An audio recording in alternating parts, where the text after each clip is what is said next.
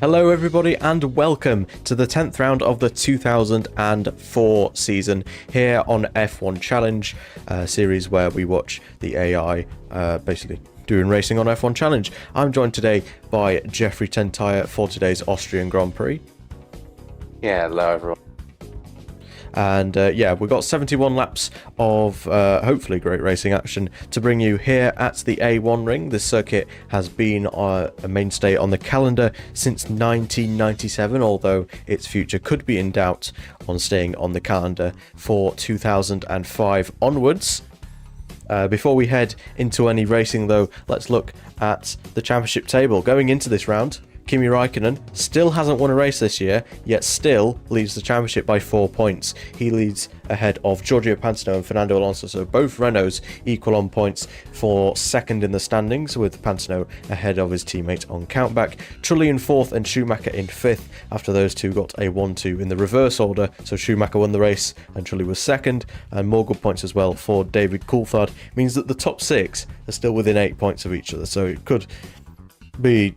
well, it's still quite unpredictable in terms of who is actually going to be winning this championship. Further down, we've got Riccardo Sparaffico. He failed to score last time out after a fairly chaotic race for him and Toyota in general, as Pedro de la Rosa also missed out on the points with a few corners to go after getting overtaken by Rubens Barrichello for 8th in that race. We've seen 22 drivers so far scoring points this season. In the Constructors' Championship though, it's ever so close between McLaren and Renault, as a solitary point covers the top two. Ferrari in a comfortable third ahead of Williams, BAR and Toyota, those three also in quite a titanic battle for fourth. Jaguar just ahead of Dams by a single point, but you'd have to accept that they're probably going to get past sooner rather than later. Dams ahead of Jaguar because, well, we've seen in very recent rounds that they are comfortably the faster of the two Cosworth powered teams that have scored points this season.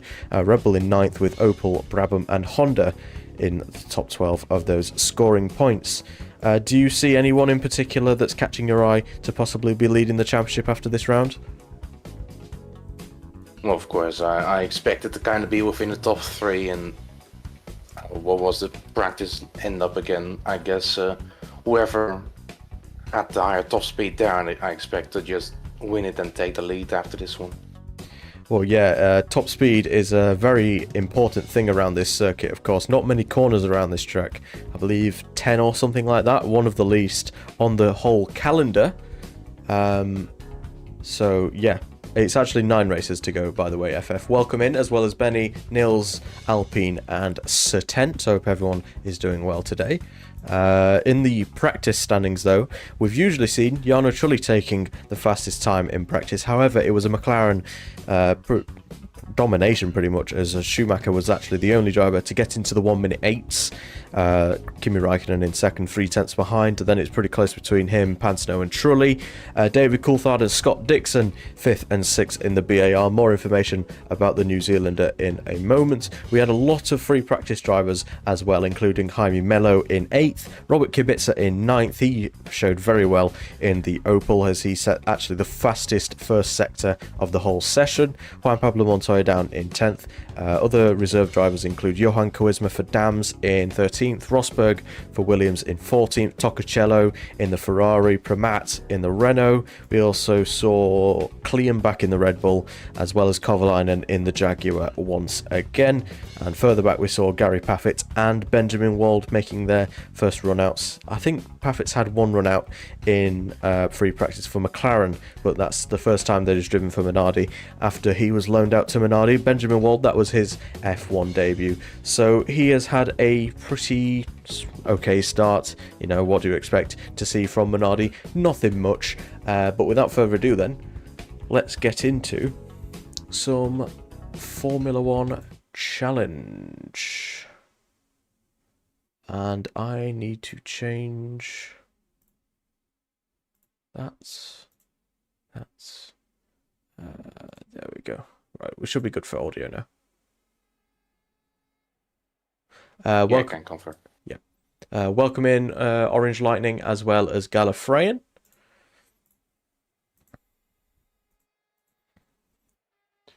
Just got a massive burst of sunshine come through the window.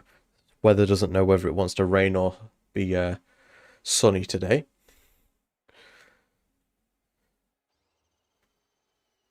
I will if I can actually find like a proper intro that doesn't involve like the proper track thing, because I know there's like one out there, but it says like round 2 Malaysia at the end, so I'd probably try and cut that out somehow. Fernando Alonso, first one out there on track. It's 60-minute qualifying, as we often see here at the 10th round. We've got, after this one, 8 more rounds to go, so we are into the second half of the season now, actually. Yeah, 60-minute qualifying session alongside 71 lap race, 305 kilometers to be exact. Here it's cloudy. Sure, there's a storm coming. Yeah, it's been, I don't know, it's been one of those days where it's like either been really sunny or it's just been absolutely pelting it down. So yeah. Schumacher and Barrichello also out there pretty early on, so quite a lot of the heavy hitters out there on circuit as of right now, as we will head through the news in this first part of the qualifying session. And the main part is BAR and Chapkin. It's taken me 3 words. To get it wrong. BAR and Chip Ganassi pull off shock driver swap as Dixon arrives in Formula 1. In one of the most eye-catching moves of the season, British American Racing and Chip Ganassi Racing have agreed a blockbuster driver swap that will see Dan Wheldon leave Formula 1 for IndyCar, with the reigning champion Scott Dixon heading in the opposite direction. The deal, effective from the Austrian Grand Prix, marks a bold statement of intent for BAR as they look to invigorate their 2004 campaign. Dixon arrives in Formula 1 with a formidable resume, having established himself as one of the leading talents in American open-wheel racing. The New Zealander's racecraft consistency and championship-winning mentality are seen as key assets as BAR aim to strengthen their position in the constructors' standings. He will partner David Coulthard, whose experience has kept them within touching distance of the championship fight, creating a potentially formidable driver pairing for the remainder of the season. The move comes after a difficult start to the year for Welding. Despite flashes of promise, the Brit has managed just a single point so far this season, a stark contrast to Coulthard's consistent performances at the front of the midfield. With BAR locked in a tight battle in the constructor standings, the team have opted for a decisive action, seeking a driver capable of delivering immediate impact. Alonso across the line, he's set a 1 minute 7.6, so we're already faster than the time set than in practice. Yeah, Alonso 0.2 faster than what Schumacher did as the fastest time in Friday's session, as we now see Rubens Barrichello across the line. Schumacher will be quick to follow as well. Barrichello across the line, only a 109.1, so he's a second and a half away at this current stage. Michael Schumacher and Kimi Raikkonen both out there looking to potentially challenge the Spaniard for pole position here today. Seems that Raikkonen, though, has got the advantage on his 5-time world champion teammates in the first sector at least. 2.5 tenths down for Michael Schumacher through these first 2 sectors, and rounding the final 2 corners, a very short first and last sector. The main bulk of your lap comes from that middle sector, and across the line for Michael Schumacher, an 8.1, and he's half a second away from Fernando Alonso. See if Raikkonen can get any closer to the Spaniard, although we have just seen the top speed graphics show up rather than the sector time, so we'll have to wait and see how Raikkonen performs as he makes his way towards the line now. And it is a second place for now, as he goes marginally behind Alonso. Yeah, so securing Dixon's services did not come cheap. Reports suggest BAR paid between 5 and 10 million euros to complete the deal, underlining the scale of their ambition and the faith placed in the IndyCar champion. For Chip Ganassi Racing, the arrival of Weldon offers a proven race winner in the American Series. That is incorrect. He has never driven in IndyCar in this series, making the swap beneficial for both parties. Now, Jeffrey, as the person who actually sees this deal, do you want to talk us around it? Yeah, of course. As you have seen throughout the season so far, it has been kind of disappointing for Weldon. So it kind of had to happen sooner than later, that the swap had to happen, because with our fight for what is it, 4th in the constructors, we kind of need a second driver to be able to score points for us. And we think that Dixon, while not pulling drivers from around the current grid might be the best call to fill that empty slot. Well, you've heard it here first then. If you're not doing the job well enough at BAR, then you'll be out the door, and it's a fairly reasonable thing. With David Coulthard, he scored 34 out of the 35 points that BAR has scored so far this season, so it's pretty reasonable, I'd say, in terms of, you know, trying to get fourth in the constructors. Williams just ahead of them, Toyota just behind them. It's really cutthroat in that battle for fourth, and you never know that the upgrade of the potential upgrade of Dixon from Dan Weldon could prove to be vital in their constructors battle. Joel Baumgartner across the line, not a good lap at all. As so often is the case, he's 9.5 seconds off, which is impressive considering how short of a lap time it is around this circuit. Upgrades for today, since it's only a week since, or rather a week in terms of simulation time between the German and Austrian Grand Prix, there's only been 2 upgrades, as Dams fetch a new body drag update, as well as Red Bull fetching gearbox reliability, so not much in the way of upgrades. Speaking of Red Bull, there goes Felipe Massa, actually slower than Patrick Friesacker on this first run. It seems that Friesacker has had an absolutely brilliant first lap there, as he's only 5/10 or 4/10 even behind Rubens Barrichello in the Ferrari. So we'll see how he performs in today's, or rather this weekend's, set of sessions. Ralph Furman also looking fairly strong, as he's just under a second away from pole position as of right now. Wow, Thomas, that's crazy, man. Furman goes 4th place ahead of Rubens Barrichello with that lap. No, they're not reducing weight, Gallifreyan. They've reduced their drag, so they're faster in a straight line. They haven't not reduced their weight. If they reduce their weight, then yeah, they've changed from cheese to no, milk. Milk's probably denser than cheese, isn't it? Oh well. More news, and this time it's about Williams. Tensions are rising within the Williams Formula One team as Marc Genet finds himself under increasing scrutiny, with reports suggesting that the Spaniard could lose his race seat before the summer break. Since stepping in mid-season, Genet has struggled to make a significant impact. His return has yielded just 2 8th place finishes, while teammate Juan Pablo Montoya has surged ahead, amassing over 20 more points, including a standout victory at the Monaco Grand Prix. The timing could hardly be worse. Williams are embroiled in a fierce fight for 4th in the Constructors' Championship, with both BAR and Toyota closing in. With such fine margins separating the teams, every point is proving crucial, placing additional pressure on the team to ensure both cars are delivering consistently. It's Ralf Schumacher that is down in the first sector, as he's the player car for today. One of the most intriguing names linked to the seat, if Marc Genet is dropped, is Jacques Villeneuve. The Canadian, recently released after a solid stint with Toyota, has emerged as a serious candidate. A return could carry a strong sense of history. Villeneuve remains one of Williams' most iconic drivers, having secured the Drivers' Championship with the team in 1997. With experience and proven race winning ability, he represents an attractive short-term solution as Williams look to stabilise their campaign. Williams have also casted a wider net, with rising stars from outside of Formula 1 under consideration. Those amongst mentioned are Sebastian Bourdais, currently leading the Super Truck World Challenge, and Helio Castroneves, who is firmly in the hunt for the IndyCar title. Both drivers would represent bold, forward-thinking choices, though their lack of recent F1 experience could be a gamble compared to the known quantity like Jacques Villeneuve. As a rival of Williams, do you think, well, in a competitive standpoint for Williams, do you think it would be better for them to drop Genet for someone who is possibly more proven like Jacques Villeneuve? Well, I guess they're in a kind of similar situation as we are in, even though more points were scored shared across both drivers. But yeah, as we have now switched to a different driver, I guess they have to kind of follow in suit to try and match us or even outdo us, which of course I don't hope happens, but like, it's just a sport. Yep. So Williams and BAR both, well, BAR have made those changes and Williams are looking to make those changes. Meanwhile, Toyota seemingly content with their lineup as so far, even though Giancarlo Fisichella's return has yielded very little.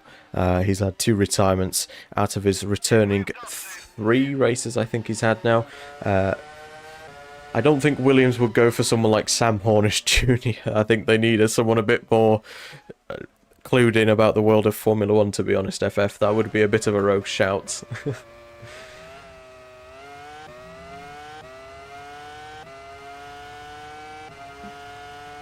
Yeah, so made his debut at the 200 Delphi Indy 300 at Chicagoland in the IRL series.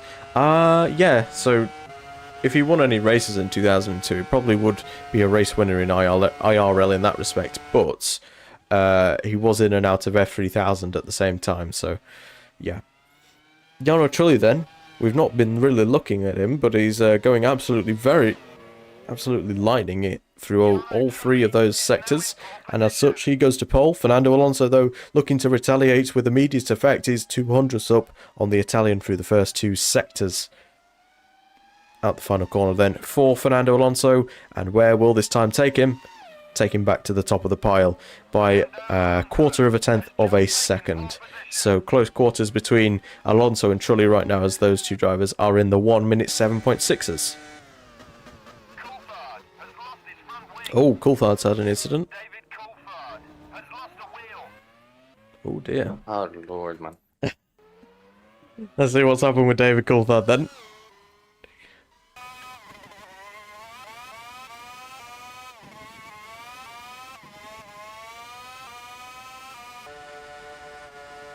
So he's gone into the pit lane.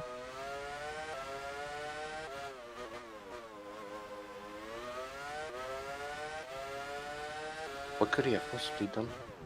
Oh! Oh dear.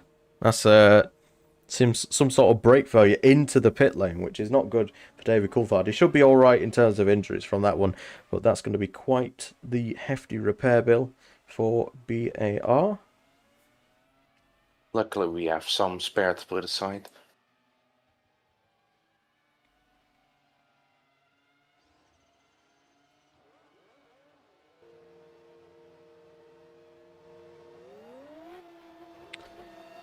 Let's go back to looking at... Where are we? Fisichella coming out the pits. Mark Webber's starting his lap. We'll have a look on board with his lap then. The Red Bull Lamborghini proving to be one of the faster cars in a straight line. Mark Webber also, in turn, looking to be one of the least stable, both in terms of their driving style and in terms of possibly a seat position, as he's really struggled in the Red Bull so far this season. Ricardo Zonta goes to 9th place ahead of Felipe Massa. It seems that the 2 Bootsons are really fast here today. Very interesting to see, considering their lack of pace in recent rounds. Welcome in, Wave World and Horizon. Hope you 2 are doing well. Yeah, my day is going well. I don't know about Jeffrey. But yeah. Been testing out the AMS1 potentially co-op career with James Early and Wood Thomas 14, who was in the chat at least earlier talking about a certain French chassis maker, as Webber goes to 8th position in his Red Bull. So the 2 Bootsons are actually sandwiched in between the 2 Red Bulls right now. Felipe Massa, though, on another lap, and he would need about a 10th worth of an improvement to go ahead of both the Bootsons, not only Zonta, but as well as Patrick Friesacker. Ricardo Zonta, of course, has not qualified for a race so far this season after stepping in the German Grand Prix. Shinji Nakano being dropped, of course, for the remainder of the season, except the Japanese Grand Prix, his home race, in which he will take part in that one. The Brazilian will now round the final corner and up towards the line. A 108.9, a much more competitive lap time for him as he goes into the top 5 and ahead of Ralph Furman. Yeah, like I said, the Red Bull, one of the fastest cars in a straight line, so you'd have to assume that they're potentially on for a decent result here today, which could be good in terms of their fight with Jaguar for... I would say Jaguar and Red Bull are fighting for 8th place. I'd say Dams are a clear bit ahead, but of course their reliability problems have really put their chance of a decent championship position on hold as of right now, as Giancarlo Fisichella only 16th fastest with that lap. week has been mid, but the F1 challenge streams have been something to distract myself, so thank you for the streams. No worry, Horizon. Yeah, that's all that I want to hear, really. As long as people enjoy it, then I will always carry on with doing these sort of series. Speaking of different series, 1994 Italian Grand Prix out this Wednesday. So if you're interested in that, be sure to be on the lookout. If you haven't already, make sure that you've subscribed. With the news reports as well, those trickle out every day on the YouTube posts. But if you want to, sorry, I'm trying to look for the Discord link. If you want to see stuff like that even earlier, like all the information about that, oh, I'm on the wrong page. Damn it. Fisichella ran in the final corner. He's gone for back-to-back laps here, and the Italian will make his way up towards the line. A much better lap indeed. 5th place now for him. He seems like he's up to full fighting fitness now, Giancarlo Fisichella, after a fairly rocky start to his season. Of course, having that crash last season in Japan, has only come back since the Monaco Grand Prix, 3 rounds ago. So yeah, seems like he is back in full fighting force. He was 7th in free practice. But of course, Jaime Mello getting his F1 debut as well. He was in 8th, so maybe Fisichella is being lifted up by the pace of the Toyota. Not entirely sure. We'll have to wait and see on that one, as Patrick Friesacker is out there on circuit right now. He's currently in 12th place right now out of 20 drivers. His teammate in 13th, so the Bootson really looking fairly decent around here. We have seen qualification shocks here in the past, most notably last season, Pedro de la Rosa making his way through pre-qualifying for only the 2nd time last season. And even though Opel this season are known for their straight line speed, Opel ran Cosworth engines, very old Cosworth engines last year, and were one of the slowest cars in a straight line, ironically compared to this season where they're one of the fastest, if not the fastest, as Patrick Friesacker goes 12th place. Also marked one of only 2 times that Pedro de la Rosa and the Opel team in general qualified for a race, as neither Jörg Müller, who was there at the start of the season, and Timo Glock, who replaced him for the second half of the season, were able to get on the grid a single time. Out the final corner then for Nicolas Manassian, and he will improve quite handsomely by 1.1 seconds to go ahead of Scott Dixon, new driver, just making his way into the pits after his first run. A fairly decent run, would you say, Jeffrey? Yeah, I've been to P7 on his first flying lap. I think that's a decent result. Jarno Trulli looking to bounce back against Fernando Alonso, and does so with the purple first sector. However, is getting held up by, I think that's Nick Heidfeld in the Brabham. So yeah, unfortunately for Jarno Trulli, this is almost going to be a dud of a lap for him, which is quite the shame. Nick Heidfeld getting in the way as well. Did I say Scott Speed? I'm pretty sure it says Scott Dixon. Not entirely sure. Marc Genet, one of the people that we were talking about in the news, of course, has got his seat potentially in doubt, with Jacques Villeneuve rumoured to be potentially on the move to Williams, or it could be other drivers such as Helio Castroneves and... gosh, I forgot the other one now. Sebastian Bourdais, that was it, yeah. Those 3 are potentially in line to replace Marc Genet if he doesn't improve, and I imagine that would happen during the summer break. So we've got the Austrian Grand Prix today, we've got the Hungarian Grand Prix next week, and then it's the summer break. So potentially between the Hungarian and Belgian Grand Prix could be when Williams could make that change, unless, of course, Marc Genet can essentially pull his weight in the team and help Williams further up the order. Why don't Williams renew Montoya's contract? Because despite his crash, Alexander Wurz is still contracted to Williams until the end of 2005, and they signed Jenson Button as well. So it's dependent really on whether Alexander Wurz, his recovery is on track enough for him to start the 2005 season. Wurz will almost certainly not feature again this season, but yeah.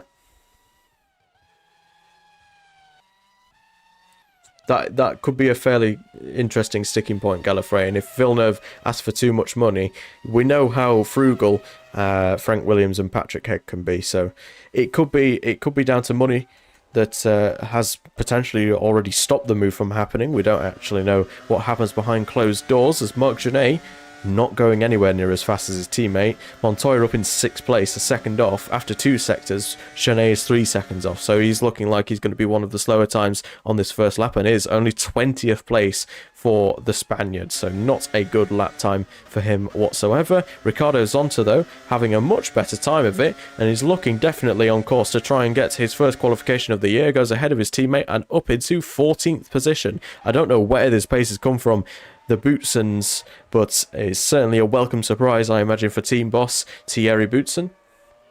No, Benny, Alexander Wurz is not dead. 20 minutes into the session, that means we are 1/3 of the way through, and we have seen a majority of the cars out there on circuit. 8 drivers left to set a lap time. Michael Schumacher going out there again for a lap. Which engines are Williams using for 2005? It is unconfirmed what engines Williams are using so far, as BMW have, of course, taken their BMW work slot, so not entirely sure what Williams could be using for 2005. Tiago Monteiro across the line, goes slowest of all. We've seen that many times so far this season. The 2 McLarens, though, looking to pounce on potentially trying to take pole position here today. Schumacher, though, 2/10 off Alonso through the first 2 sectors, so not looking likely he's going to be taking pole position on this run at least, especially with the short run towards the last corners. And up towards the line, yeah, it's still 4th place for Michael Schumacher. Kimi Raikkonen, though, looking in much better stead in that McLaren compared to his German teammate. It seems that Raikkonen has had the advantage in qualifying over Michael so far this season, but Michael has, of course, proven to be a bit better of the racer. He's just had a bit more bad luck with reliability problems and such so far this season.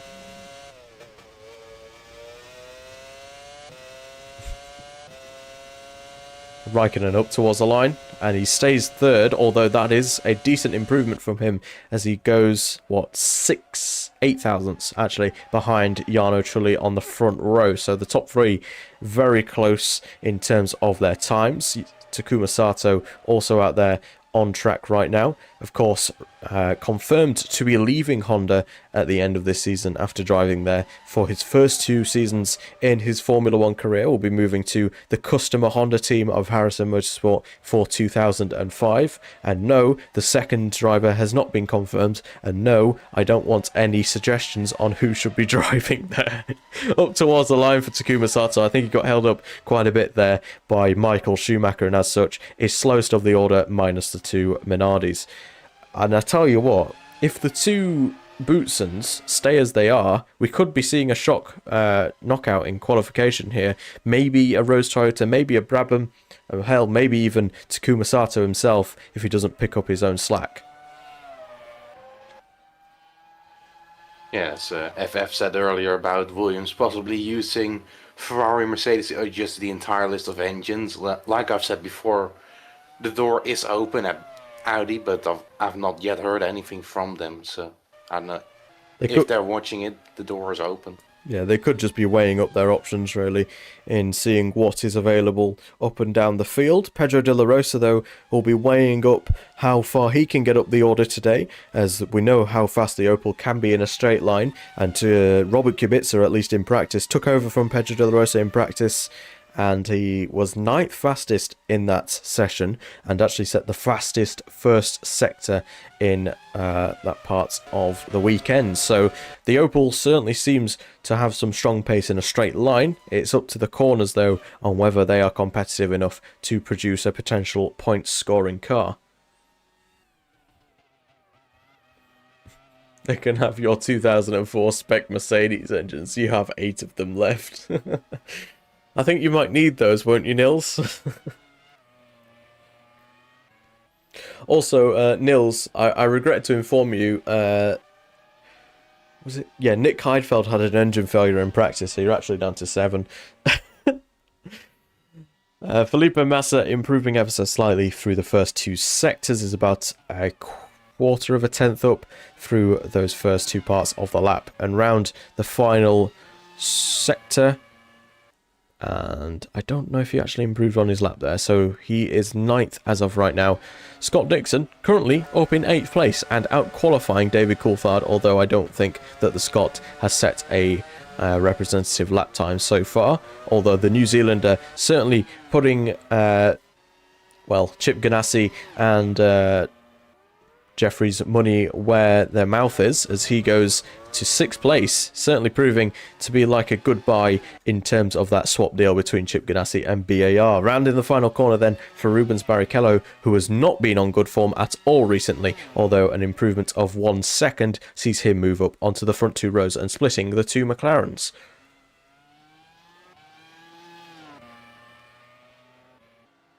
Oh, the Scot as opposed to the Scot. Oh, didn't realise that. Didn't realise one is Scottish and one is called Scott, so they're technically both Scots. God damn it. Patrick Friesacker then, in 15th, is looking likely to potentially get through to qualify to the main race for the first time in a few Grand Prix, I think, actually. And the Austrian now rounding the final corner. He's marginally up through the first 2 sectors, and we'll see overall how this performs for him. No improvement as he stays in 15th. Justin Wilson has had a fairly anonymous season so far. He's down in 16th place in qualifying right now and catching up to the back of Nick Heidfeld, I think that is, in the Brabham. Yes, it is.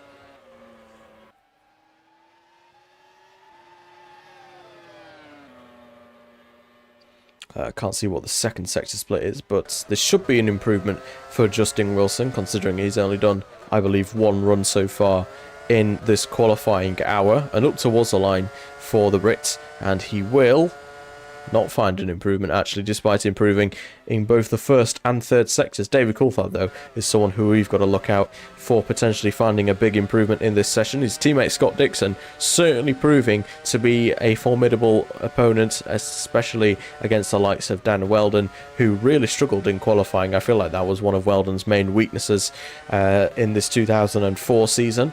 Hope he has greener pastures, though, in IndyCar. Starting his lap now, David Coulthard in towards turn 1. You can brake really late for this first corner because it's uphill and the gravity slows you down a lot faster, and then it's a long run through the kink of turn 2 and then into an almost hairpin of turn 3. We're likely to see the most overtakes of the entire race up here. David Coulthard up by a tenth through that first part of the lap, and out of here once again, first gear corner and out of the exit once again on the power as early as you possibly can, and then into yet another braking zone, this time downhill, so you've really got to watch your braking, make sure that you don't go wide, and into the gravel. It seems that Coulthard was a little bit tentative through that part of the lap, as I think there is another car directly behind him, so that might hold him up a little bit. Then through this double left-hander, very tough to follow cars in front if you are very close to the back of them, of course, and then through this right-hander of turn 8, and I think Coulthard has been compromised by one of the McLarens. It is Kimi Raikkonen, and unfortunately for Coulthard, it's going to require a third run here to get a good lap on the board. Surely that could be considered some kind of impeding, and we probably will be knocking over at the McLaren garage sometime after qualifying. So yeah, Coulthard staying as he is in 17th place as of right now. Nick Heidfeld, though, will be looking for an improvement. Of the drivers that have set a lap time so far, he is... Oh, he's actually already done his lap, so he will not be improving on this lap, as he is, of course, pitting. Coulthard, though, on another lap, so we'll watch on board with him as he sets a 17.8 in the first sector. That's a slow-moving Rose Toyota, I think, with a gearbox failure. Benoit Trellier moving very slowly there, and we'll see if it is. Yeah, he's stuck in first gear there, so that's going to be his run compromised. Let me write that one down. Gearbox.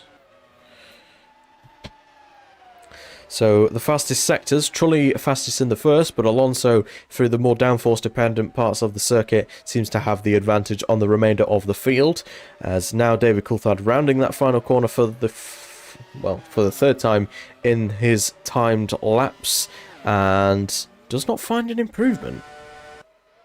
Very strange to Because he see. got held up again over in turn 4. Oh yeah, that could be the case, yeah. Coulthard going for another lap then. I don't know, it's just doing a race stint. Okay, yeah, sure. First time's the charm, innit? Fisichella improving then on his time as he goes a 10th faster and moves ahead of Scott Dixon for 6th position. Not improving on his personal best sector, but is improving on his personal best lap through that first part of the lap. We'll see if David Coulthard can amount to anything higher than 17th on the grid.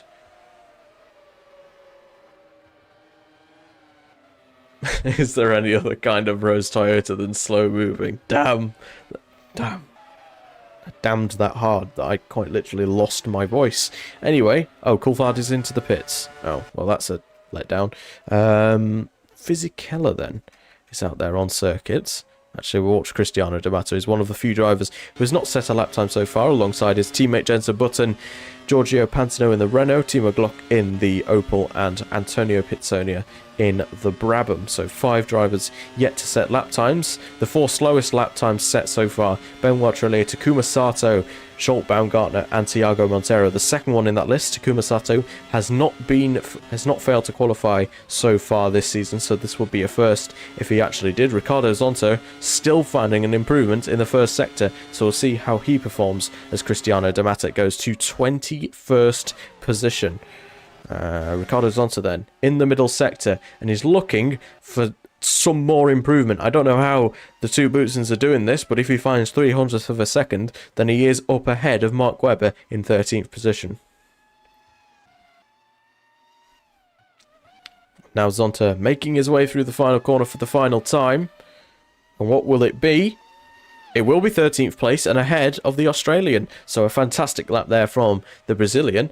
And I tell you what, I think both Bootsons may have found something. Some bit of extra pace here at the A1 ring.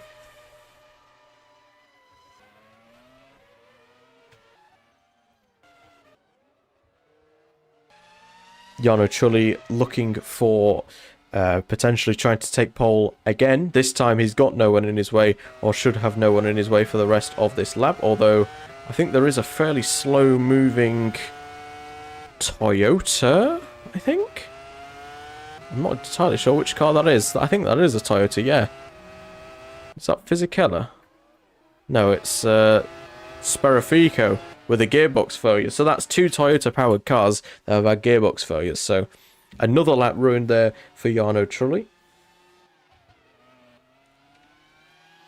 Yeah, this track really is one that also uses the gearbox quite often in the braking zones, from high speed down to rather low speeds in the wannabe hairpins. So the gearbox can feel a strain every so often. And of course, because Jarno Trulli was held up in that part of the lap, it's no improvement once again for the Italian.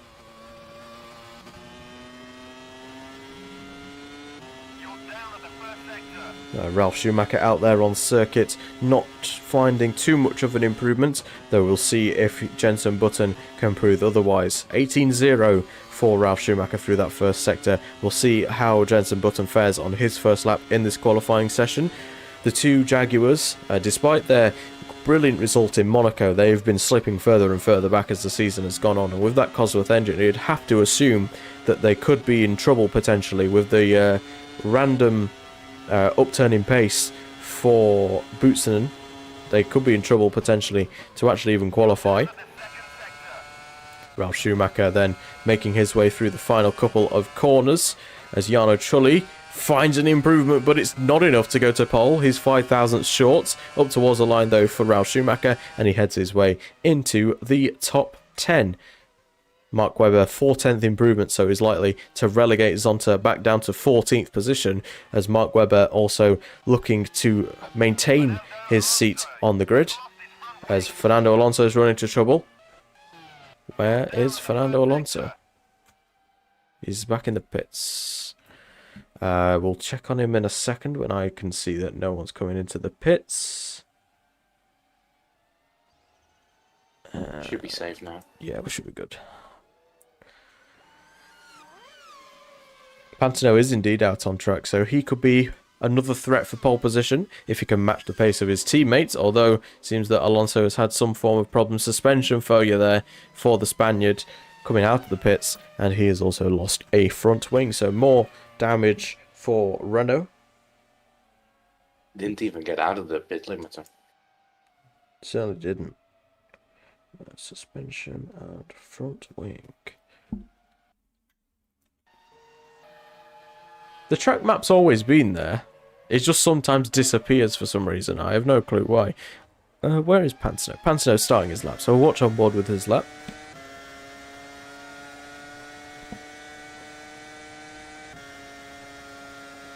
Frisaca finds a 3,000th improvement and stays 15th place, as Giorgio Pantano half a tenth down through that first sector, so on this first run at least not looking to challenge the top 3, but could potentially find himself on the front 2 rows. Montoya as well. Sorry? James become more wary for stuff happening on pit entry after what happened in practice yesterday. Oh yeah, I may or may not have done a whoopsie in practice. It caused a bit of a pile up on the main straight, let's just say. Yeah, so if you don't know, if you press the replay button while someone's entering the pit lane, if they've entered the pit lane then they're safe, but while entering the pit lane, then they will just go back on track and just stop where their pit box is, level with their pit box. Pantano 4th on his first lap. Yeah, I did that in practice, and because it's Austria, the pit lane entry is absolutely huge. It's like the whole last sector, so yeah. Caused a bit of an incident between, who is it? Klein and Rosberg, I think it was. So the Williams and the Red Bull teams. Sato finding a 2-second improvement, but still was held up by a Ferrari, can only manage 25th position. So not a good lap from him. He's 7/10 to the next car in front in Cristiano De Mata, who's also just gone out on circuit, so he's looking for an improvement. Montero is finding an improvement through the first sector, albeit only a tenth of a second, so it's unlikely that once again we will see the Minardis qualify for a race. Your nose is bleeding. Well, Patrick Frisac has completed all of his laps, and as such will start no higher than 16th. Jarno Trulli's also finished all of his laps, so he's not on pole position for today. Which chassis is the Honda based on? It's based on the 2004 Sauber. Because, of course, Sauber has been bought out in a majority stake by Red Bull. So they use the Red Bull chassis of 2005. And, yeah, Honda used the 2004 Sauber chassis. Up towards the line then for the flying Thiago Monteiro, and it's good enough to take him ahead of his teammate. A second's worth of improvements, and what a lap. Baumgartner, though, looking to re-establish himself as the better of the two great drivers that there are on often the back row of the grid. They are, though, fetching big upgrades. They're fetching a B-spec car for what is now confirmed to be the Belgian Grand Prix. So, you know, 2 races' time. If you want to see potentially, they could still just be rubbish, just be less rubbish. If you want to see potentially a Minardi qualify, be sure to check out the Belgian Grand Prix, because that'll most certainly be their first and last upgrades of the season. Unfortunately for Cristiano De Mata, I think he's going to get held up not by 1, but 2 Minardis on this lap. So Cristiano De Mata's lap has almost certainly been ruined here. Kimi Raikkonen, though, fastest in the first sector, but not improving on his personal best, as Cristiano De Mata, yeah, he's getting held up quite considerably behind Zsolt Baumgartner, as he now begins his first lap, or not his first lap, it's like his 3rd lap or something like that. And De Mata stays in 24th, which could be crucial when Glock and Pitsonia go out on circuit. We've just got over 20 minutes to go in this session, and Alonso leads ahead of Trulli and Kimi Raikkonen. The top 3 separated by a 1/3 of a tenth of a second, but this might change if Kimi Raikkonen finds an improvement in the next 2 sectors. He's a 10th up on Fernando Alonso through the 2nd sector, purple through that second part of the lap. And up towards the line then for the flying Finn. Will it be enough to take him to pole? It is by 1/10 of a second. Kimi Raikkonen then taking himself to pole position by 104 milliseconds ahead of Fernando Alonso. Alonso, though, still got laps left in the locker.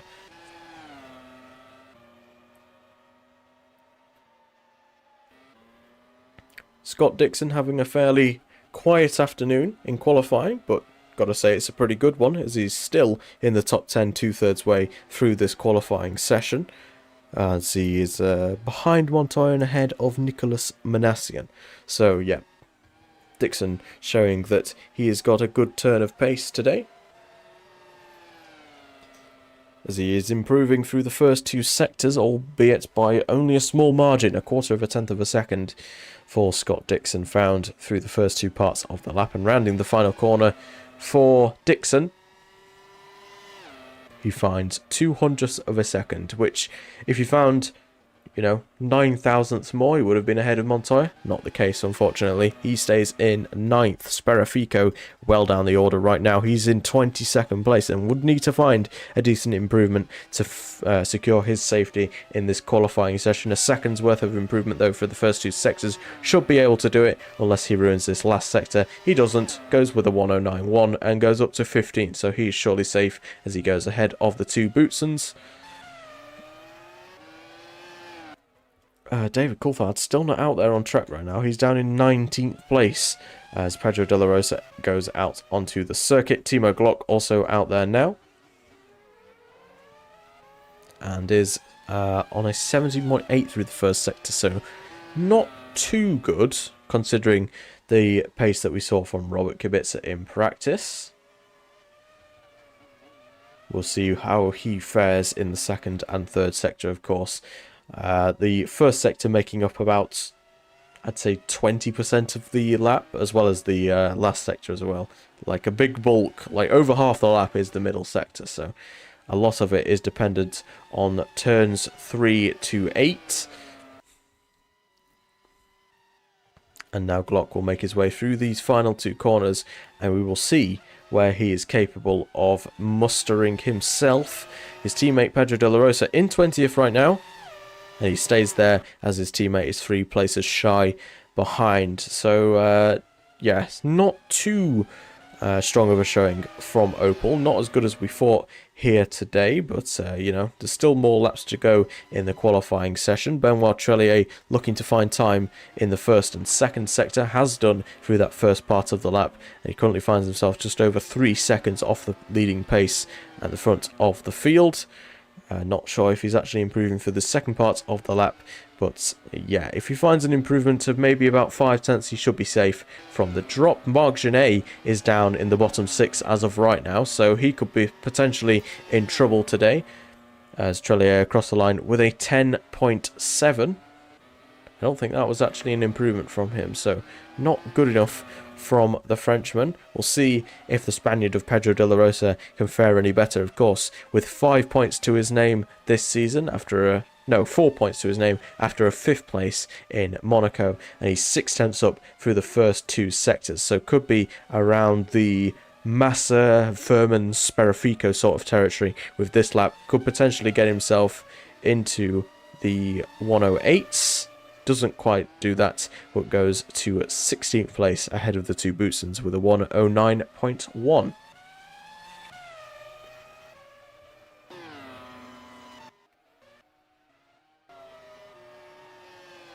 Pantano finding time in the first sector. Fisichella, though, is not finding time in either of the first 2 sectors, so it's unlikely that he is going to be able to jump ahead of his compatriot onto the 3rd row of the grid. Fisichella, though, will make his way up towards the line. No improvement on his lap time. See if Giorgio Pantano is capable of getting himself at least into the 107s to match the top 5 as of right now in this session.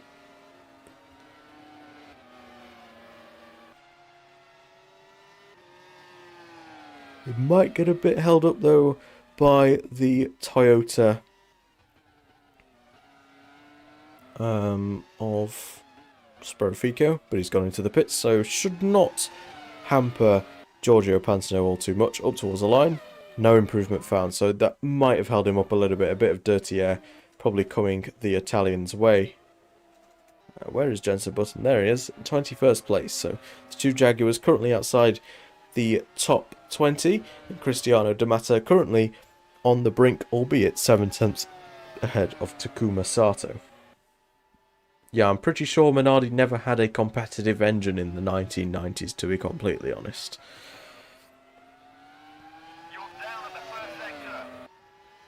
Jensen Button then up towards the line, 4/10 improvement, moves up to 19th place ahead of his compatriots of Wilson and Coulthard. Coulthard now down to 21st position, and we've not seen him out again on circuit with a quarter of the session remaining, 15 or 16 minutes to go technically. Ralf Schumacher looking to potentially get himself into the top 10. Needs about a 10.5 improvement to do so, and would need about 4/10 of improvement to get himself into the front 4 rows for this grid. I doubt he's going to be able to find 4/10 on such a short track, as he is about level with his current lap time. Pizzoni out on circuit and is looking decent through that first part of the lap. Up towards the line, and he finds a 10th of a second, but stays in 12th.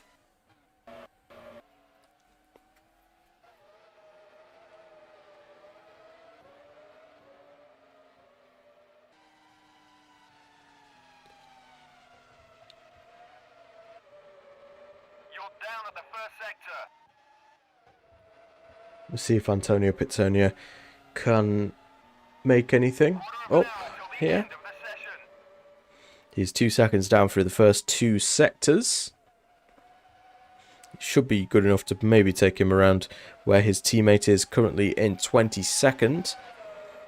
As he now makes his way up towards the line. And it's a 1:10.1, which does exactly as I thought. Puts him 1 place ahead of his teammates and ahead by about 600ths of a second. Michael Schumacher out there on circuit improving. He needs to find 200ths of a second to go ahead of Barrichello, but then there's a long gap between him and his teammate Jarno Trulli, who is in 3rd. Hello Sampas, welcome in. Hope that you've had a good week, mate.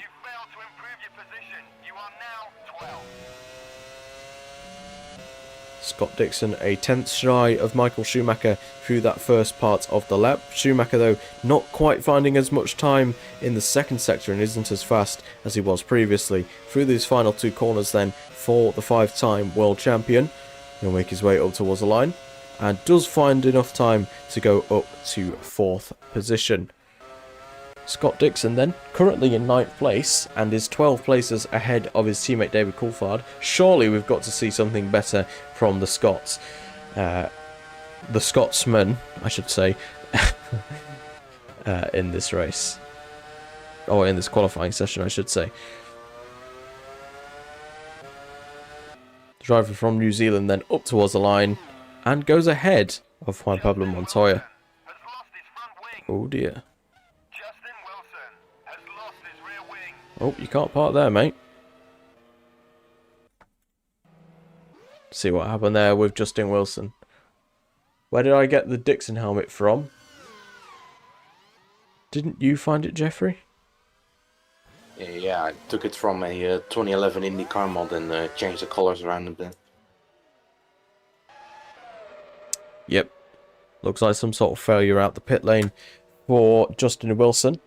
And that's pretty much going to be his day over and done with here today.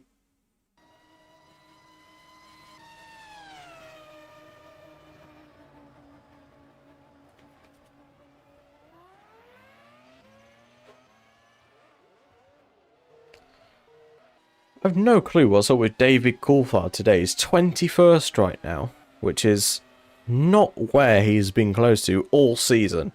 And he is not improving through this first sector either, so maybe there's a problem with his car? Not entirely sure, but across the second sector, thank you for the best time for each sector, appreciate that. Now makes his way around the final 2 corners and we'll see if the Scot has found any more time. 14th place only, so Scott Dixon looking like the better of the 2 BAR drivers. I don't know where this has come from for David Coulthard to have a... I don't feel like this is an upturn in pace for the second seat. I feel like this is a downturn in pace for David Coulthard all of a sudden, which is very strange to see. Maybe he just thought that now that Weldon is gone, he doesn't need to prove anything anymore. But if anything, he has to prove himself more with Dixon, the more experienced driver in the second seat now. So we'll see if David Coulthard can find any more time. He is, what, half a second short currently of Scott Dixon in this session, as Takuma Sato looks to get by him at some point in this second sector, perhaps.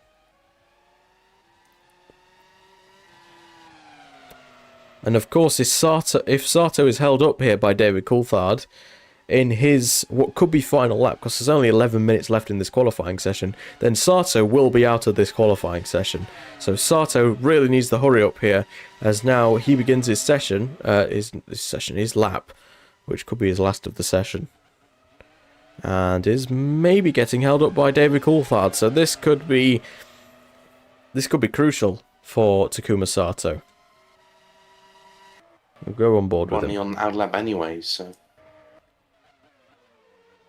Yeah, but I meant if he gets held up on this lap specifically by David Coulthard, which I think Coulthard's also on a lap, so we should be fine from that.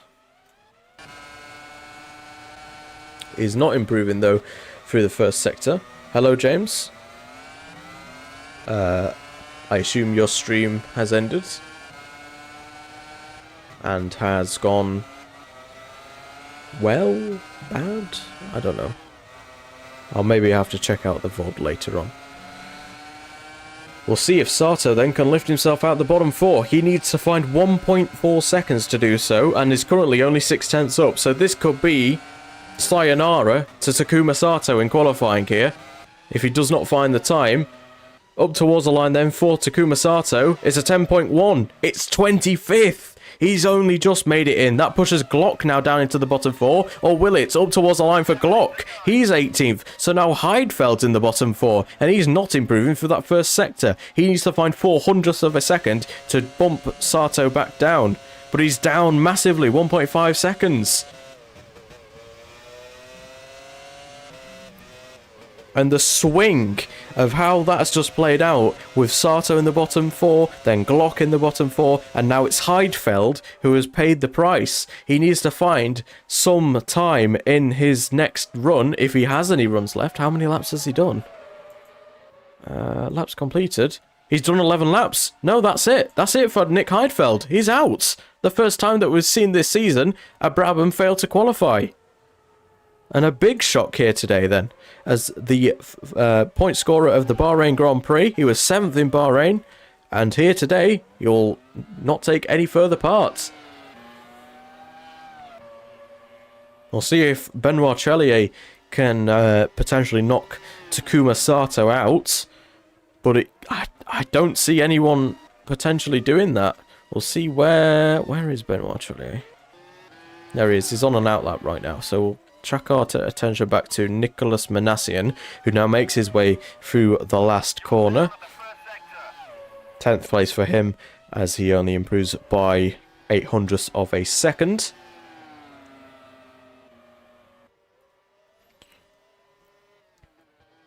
I don't think Glock could be out. He's up in 18th. I don't know if your stream's quite delayed. FF. Ricardo Sperifico then up towards the line. Finds a slight improvement, just gets into the 108s and moves up to 15th place ahead of Ralph Furman, who seems to be having a fairly middling qualifying session in this Austrian Grand Prix. He is out there on circuit though and finding an improvement.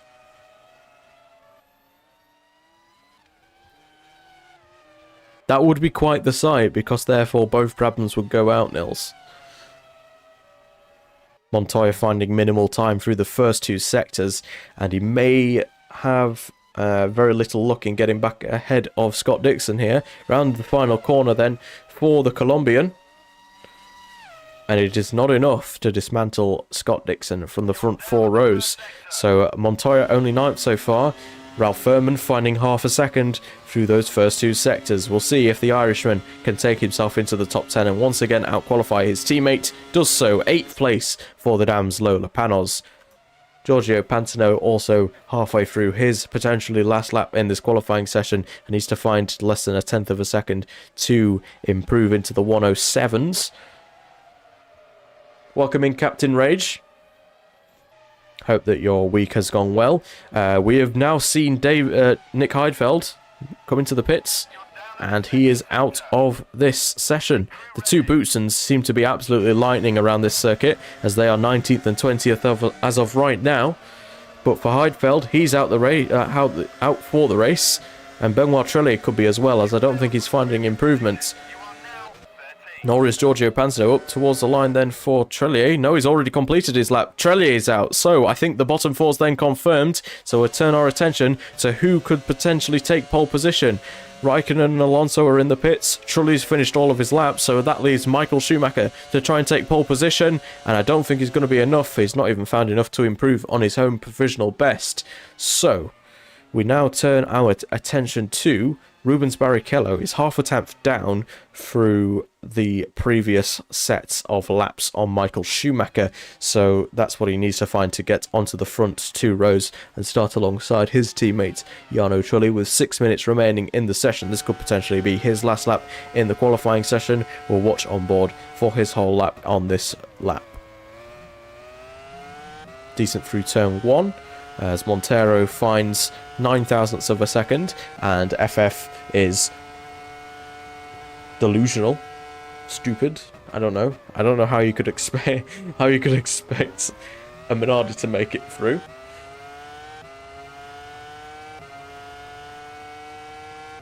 Being at the Red Bull Ring was decent. I hope you guys have had the chance to see some race too. I have been to I went to see the British Touring Car Championship weekend, the second one at Donington Park of 2024.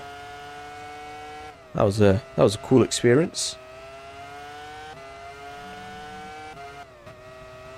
Yeah, I don't think Barrichello's a threat for pole, but he could be a threat to Michael Schumacher for 4th place.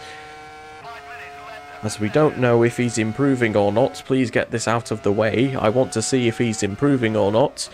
I guess we'll find out his lap time as he now makes his way up towards the line.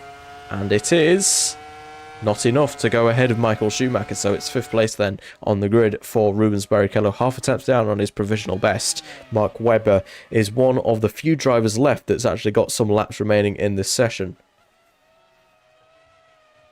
There's no way that that thing can qualify. That's how I imagine you've just said that. Alpine. I think Barrichello is only a threat to Barrichello. Damn. I think the only threat to Rubens Barrichello is Pedro de la Rosa. Pedro with an O.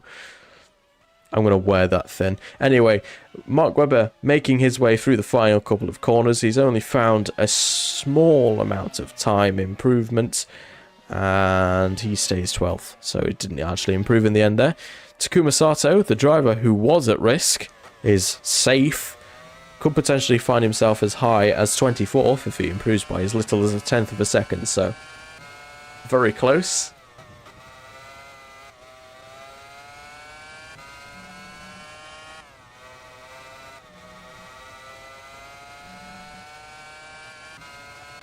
Sato across the second sector split is a tenth up through that part of the lap.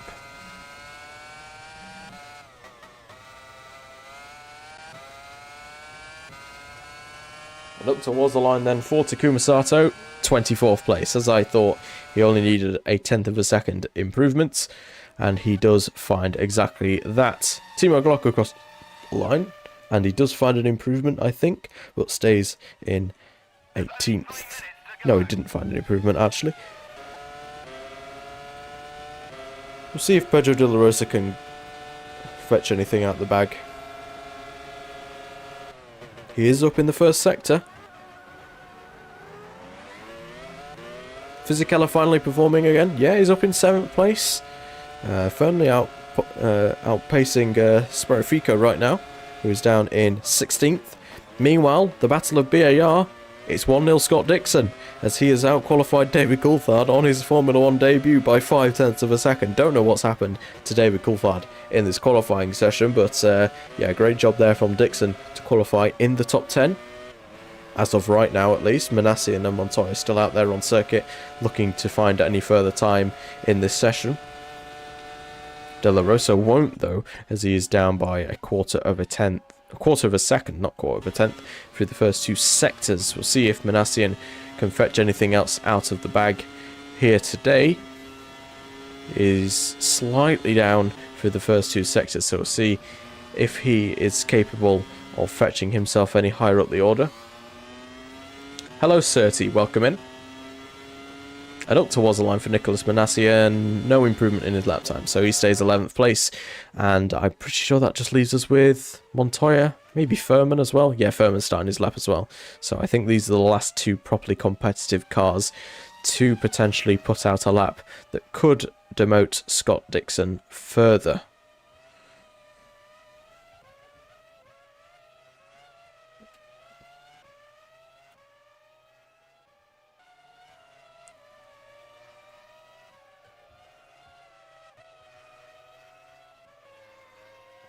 Yeah, Marc Gené's not done well in this qualifying session. He needs to be really proving himself, and he's really proving right now. The only thing he has proved is that he doesn't look like he's suitable to hold a battle in the constructors with BAR and Toyota, as he's down in 23rd place only. Montoya across the line finds a slight amount of time, but it's not enough to take him ahead of Scott Dixon. We'll see if Ralph Furman can find enough time to go ahead of Fisichella, or whether he will also remain in his current place of 8th position. This is a full AI career. Yep, this is a AI simulated career that has started since the 1998 season, and as such we've seen quite the spiral effect happen. Like, for example, this team right in front of us, Dams Lola Panos, has bought out Jordan, for example. Michael Schumacher drives for McLaren in this series, alongside Kimi Raikkonen, as the checkered flag has now fallen, and I think that's pretty much it for qualifying, unless Giorgio Panto can find time. He does find time. Oh, wow, out of the absolute blue there for Giorgio Pantano, as he moves up to 4th. So it's now Schumacher and Barrichello on row 3, and it's a McLaren on pole with a Renault on the front row, Ferrari on the second row, and another Renault on that row as well. Did MasterCard Lola manage to make it to the grid in this timeline? They did unfortunately not. No. I wasn't really like that skilled, because this was like my first proper F1 challenge career mode that I've ever done. Because this has been going on for like 18 months now. This has been going on since 1998, so yeah, I wasn't really good at like making new liveries and cars and stuff like that, so yeah. There has been no MasterCard Lola, but there is currently Lola on the grid. They work with Dams, and they've qualified in 8th and 11th, so another decent qualifying session from them. Raikkonen then on pole here in Austria, with Alonso on the front row, Trulli in 3rd, Pantano, Schumacher, Barrichello, Fisichella and Furman completing the top 8, with Scott Dixon and Montoya completing the top 10. A brilliant qualifying session there from Scott Dixon on his debut, as he has replaced Dan Weldon down at BAR. Manassian starts off from 11th ahead of Webber, Ralf Schumacher, Massa, Coulthard. Very disappointing from Coulthard, I do have to say. Sperrifico as well, pretty far down the order considering the pace that Toyota has shown parts this season. De La Rosa and Glock, the 2 Opels, on row 9, with Zonta and Friesacker. Absolutely fantastic from those guys. On the 10th row of the grid, 19th and 20th. I don't know where that's come from. They've not even fetched upgrades into this weekend, but they've managed to do it somehow. Zonta 19th, Friesacker 20th. I'm imagining that Thierry Boutsen is delighted with that one. Jensen Button starts off from 21st ahead of Justin Wilson, Marc Gené in the second, Williams with Sato. He was massively threatened for being knocked out here. But fortunately for him, he is in only just ahead of D'Amata in the second Jag. And Antonio Pizzonia completes the order. That means for the first time this season, Nick Heidfeld in the Brabham is knocked out for the first time this year, alongside Benoit Trulli, I believe, for the second time this year. And as usual, the two Minardis of Montero and Baumgartner fail to qualify. So we'll be back in a few moments when we'll bring you 71 hotly contested laps of the Austrian Grand Prix.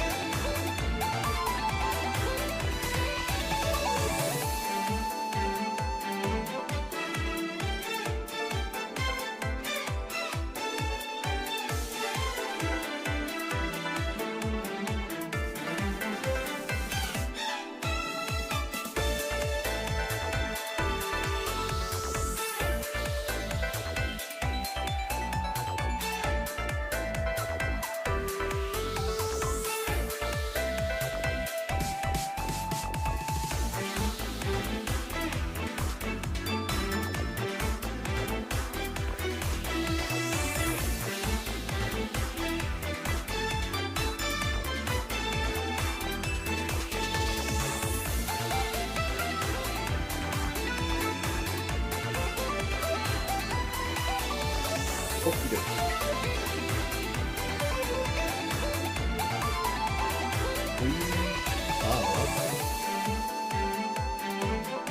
Back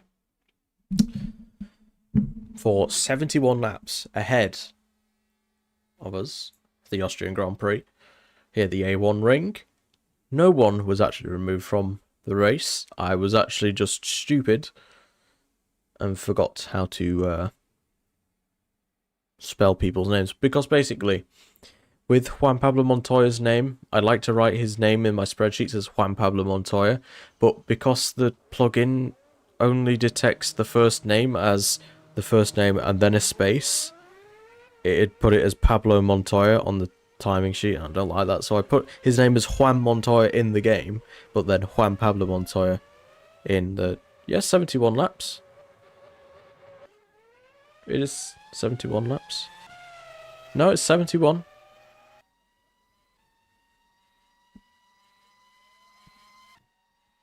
Pretty sure it's 71. Hang on. Move this back up here. 2003 Austria. Yeah, scheduled 71 in 03. Yeah. I didn't think I got it wrong. 72? What? Okay, I'm gonna go get a drink while the drivers go and line up on the grid.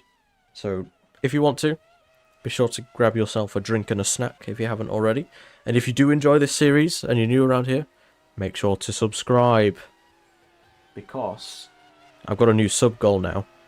1,250 subs before my birthday, which is on June the 8th. So, yeah. That's what we're hoping for. Predict a Renault win with Raikkonen 6 and Trulli DNF. Solid prediction considering how unreliable the Ferrari has been. Welcome in Europros 2. You have joined us just at the right time. We are going to get this race underway in a few minutes, but before that, I will go get a drink, so I'll go do that now.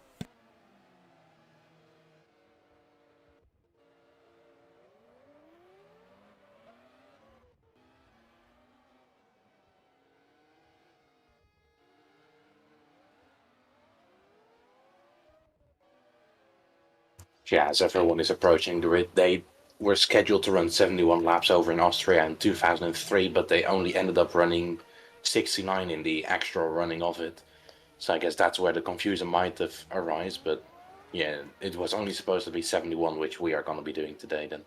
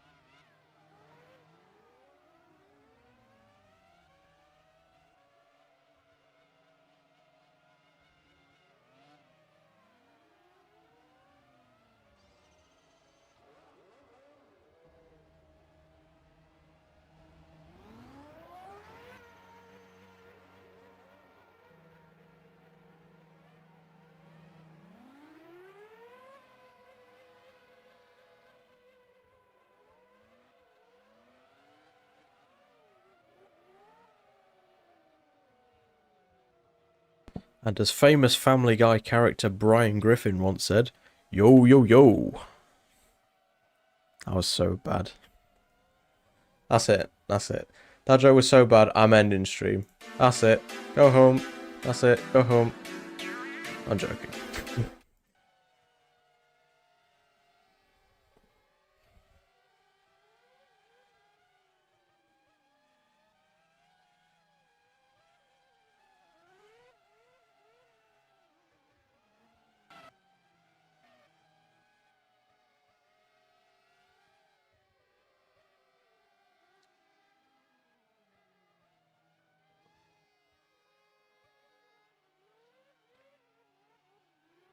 And that is the only Family Guy reference that you're ever getting out of me on stream. Anyway, we're waiting for the last couple of drivers to line up. It's always the two Renaults that we're always waiting on. I don't know why. Keeping the engine cool on the way to the grid, less standing around there. I guess, yeah.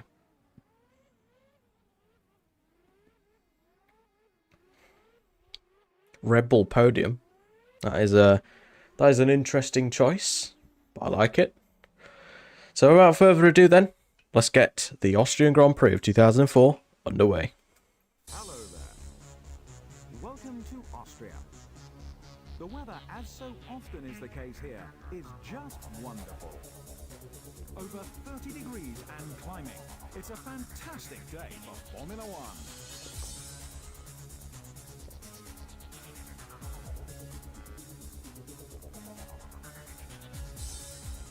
Kimi Raikkonen first. Alonso second. Jarno Trulli third. Jeffrey Ten Thije fourth. Michael Schumacher fifth. Barrichello sixth. Giancarlo Fisichella seventh. Ralph Berman eighth. Scott Dixon Ninth.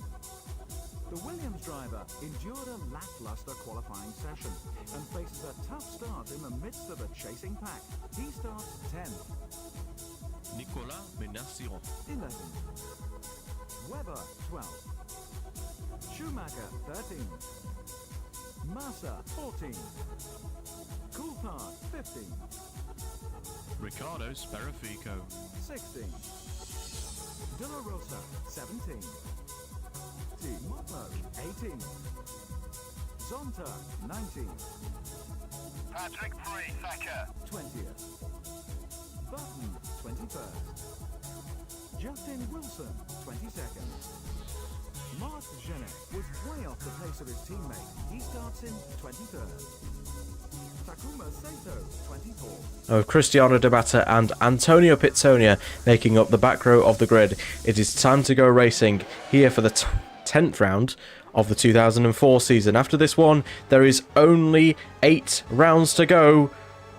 The lights are green, there's racing to be seen. It seems like a fairly decent start for everyone as they've all got away off the line pretty well, as Raikkonen has got the advantage on Fernando Alonso in towards turn 1. The Spaniard has got no response to the Iceman as he takes the lead out the first corner. I think there's been a crash for Justin Wilson further back, so we'll get a look on that one in a second. I think Pedro de la Rosa was also involved in it, so we'll take a look at that in a second. Giorgio Pantano looking towards the inside of his teammate, not quite. Rubens Barrichello though will get up the inside of his teammate Jarno Trulli, so a great start there from the Brazilian as he now moves up to 4th.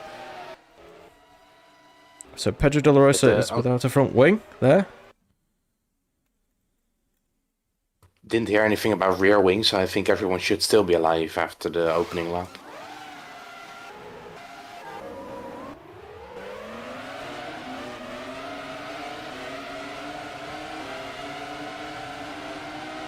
As they go into turn 1. Oh, I think it's a collision between, yeah, Justin Wilson and Pedro de la Rosa making contact with each other there. And unfortunately, both of them without a front wing. So that's pretty much their races ruined from the outset. Unless they can have amazing pace to come back in this race, which for those two cars I highly doubt. At least, well, especially for the Rose Toyota car. But Raikkonen leads the way ahead of Alonso, Pantano, Barrichello. Schumacher has fallen down to 6th ahead of Furman, Fisichella and Scott Dixon, who has stayed as he was in qualifying. 9th place for him right now. David Coulthard's another driver who has lost places on that start, so he needed a good start to catch up to his teammate at least. And yeah, he's down, what, 2 places. Yeah, Pizzoni up 8 though. He's had a fantastic start to this race. He's up in 18th place. Patrick Friesacher's up in 15th as well. As Ricciardo's on to, where is he? He's down 1 place. So he's fallen behind his teammate. Already in the pits. Webber is running 11th. It's Justin Wilson makes his way into the stop. Oh, he's been collected there by Cristiano Da Matta, I think. And Justin Wilson is out the race. has lost his rear wing. Yeah, the pit entry for the circuit always is and will remain a terrible place, really, for cars going into the pit lane. And it once again comes to establish why the A1 ring could be off the calendar for 2005. Moments like that have potentially harm itself in terms of staying on the calendar, of course, with the success of Alexander Wirtz drying up with his long-term injury as well, meaning that Austria's interest in motorsport means has gone down quite a bit. Yeah, it's just a thing with the pit entry, really. And unfortunately, Justin Wilson is the first retirement of the race. Yeah, if anything, the road onto pit lane should be after turn 9 if you want to play it safe, because then running over the apex is just far from safe with these cars. Oh, I've done... Okay, well, not look at that for a second. Yeah, so Fernando Alonso trying to keep up with Kimi Raikkonen, but unable to do so. A 9-second stop for Pedro de la Rosa is, of course, going to fetch him out in 25th and last place. He's actually fallen away by over a second from the race lead within the opening 2 laps, so maybe Raikkonen has got some pace to show right now, ahead of Fernando Alonso in second, as he sets the fastest lap of the race, the Finn 109.0, as he now begins lap 3.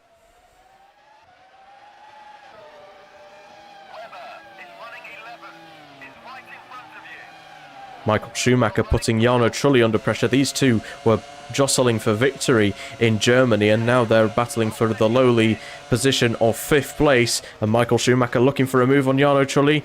Will he be able to make that move? He's made contact with him after Trulli went defensive in towards turn 3. Will not be able to make that move, but can he possibly launch an attack in towards turn 4? As I think Nicolas Minassian's had an incident down at turn 3 as well. Looking towards the inside again is the 5-time world champion, and the two rivals collide. The Ferrari of Trulli goes spinning round with Michael Schumacher up now into 5th place. There's going to be an inquisition about that one, whether Schumacher deserves a penalty for that or not. But Schumacher now up into 5th, Trulli down to 8th and under pressure from the debutant of Scott Dixon.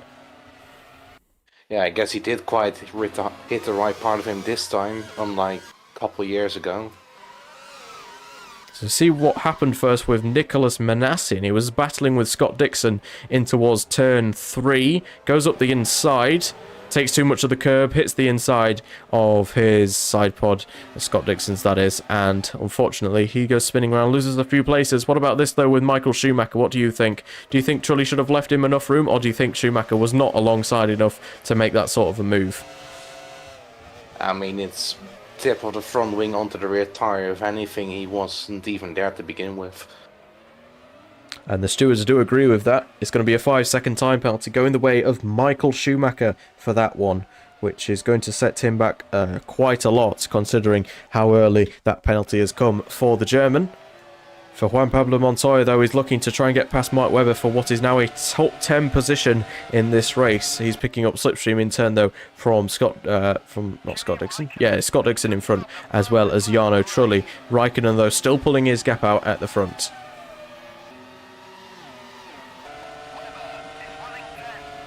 I think the straight line speed of the Red Bull is carrying him to stay in front, as that's Trulli off!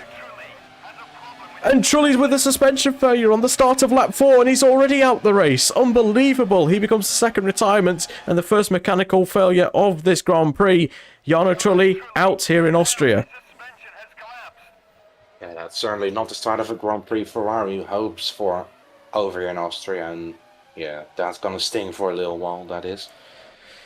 I think that's going to greatly impact his championship hopes as well, because, of course, with his second place, he was, 7 points off the championship lead, and now he could be as far away as 17, especially with Kimi Raikkonen, the current championship leader, leading this race. See what happened then on board with the Italian. Don't worry about the tyres, it's just a bit of a bug. So down towards turn 1. Let's see what happened with him. Looked like the front left suspension went there on his car, and unfortunately he'll be going no further. The second retirement of this Grand Prix. So Raikkonen now leads ahead of Alonso by 2 seconds. Pantano keeping tabs with his teammate in third. Ferrari's only hope of points today falls now on Rubens Barrichello in fourth, with Schumacher now with his 5-second time penalty in fifth. Rob Furman just behind in sixth with Fisichella seventh. Scott Dixon now up into the points following that retirement for Jarno Trulli, and Webber and Montoya complete the top 10. Has just put up the fastest lap of the race. Another fastest lap for Raikkonen as he tries to pull away from Alonso still.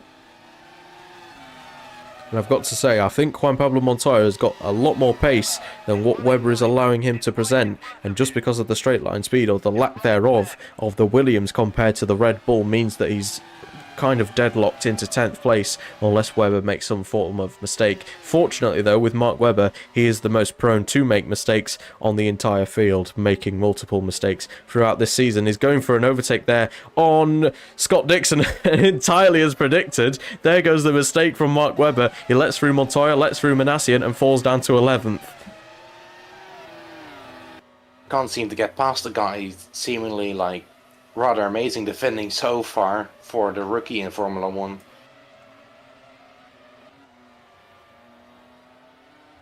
Yeah, indeed. He started in 9th, is now up into 8th place, and he's fending off some of F1's greatest here. Has a problem with its suspension. Who's that? It's Schumacher! Michael Schumacher's also off!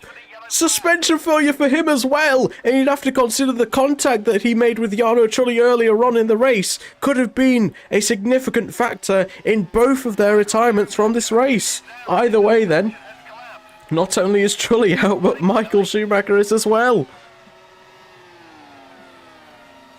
Hollywood wouldn't even dare to write this script if they had the chance. And Schumacher is going to be furious. He's not been able to get any form of consistent string of results together whatsoever in this season. He's been one of the highest retirement rates of the whole grid. And there, the front right suspension went. The front left went on Jarno Trulli's. So maybe it was by complete accident. As actually no, Schumacher did hit him with the. It's the front right that's gone on Schumacher's car, isn't it? Yeah. So, yeah, not the corners that they make collisions with on each other, strangely enough. So that could be just a mechanical failure in general, rather than caused by the collision. There'll be an investigation done by both McLaren and Ferrari into that one.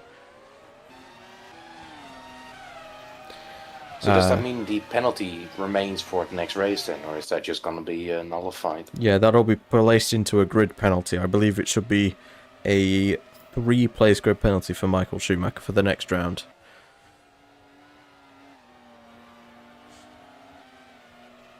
I guess he did not hit the right part of him then. But Scott Dixon is now up into 7th place because of that, but Juan Pablo Montoya has certainly got some fast pace in this race. Raikkonen again, fastest lap of the race. His lead at the front is now 2.5 seconds ahead of Fernando Alonso in P2. And Montoya certainly showing that he's got a lot of pace in that Williams. Maybe a 3-stop strategy, or maybe a lighter fuel load at least compared to the drivers around him. Either way, Montoya is absolutely flying in these early stages as he's now putting pressure on Dixon for 7th.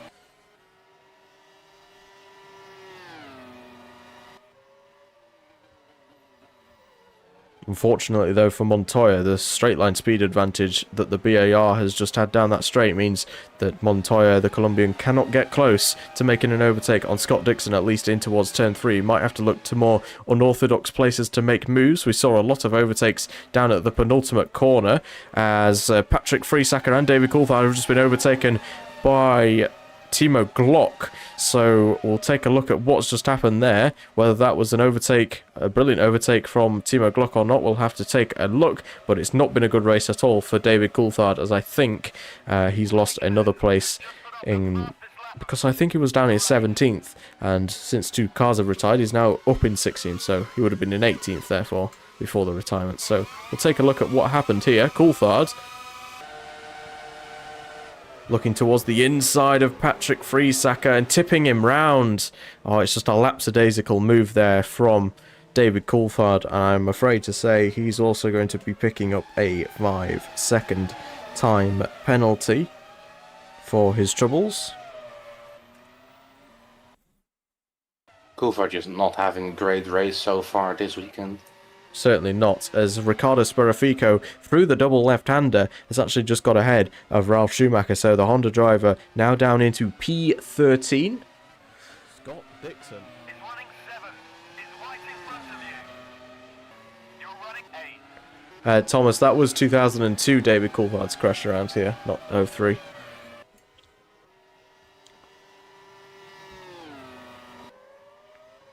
And of course, Glock getting the most out of that, overtaking not only one but two cars through that incident. He's now up into 14th position. Montoya really struggling to keep up with Scott Dixon on the straights, but it certainly seems that the Colombian has got somewhat of an advantage through the corners.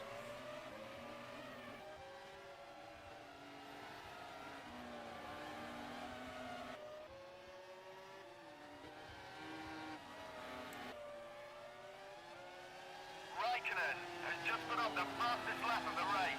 Kimi Raikkonen into the 108.8s as he sets yet another fastest lap at the front of the field. Is etching away from Fernando Alonso. The last lap presents a 6/10 difference between the leading pair, as Scott Dixon still under pressure from Juan Pablo Montoya for 7th. You're running 8. Not a great exit again though for the Colombian out of that corner, as he sticks in 8th place for now.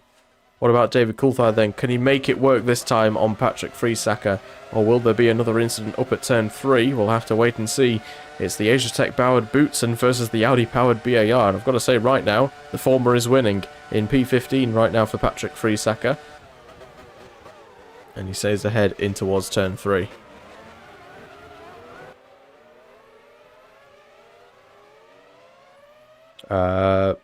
Pedro de la Rosa and Cristiano de Mata have both been lapped in this race already after serving early pit stops in this race. So those two are pretty much out of contention on lap 10.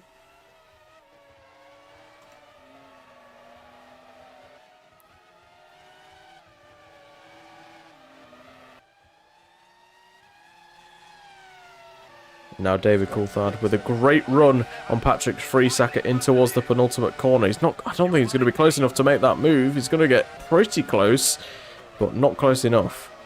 Out the final corner, maybe a good run here could potentially lead to a move in towards turn 1.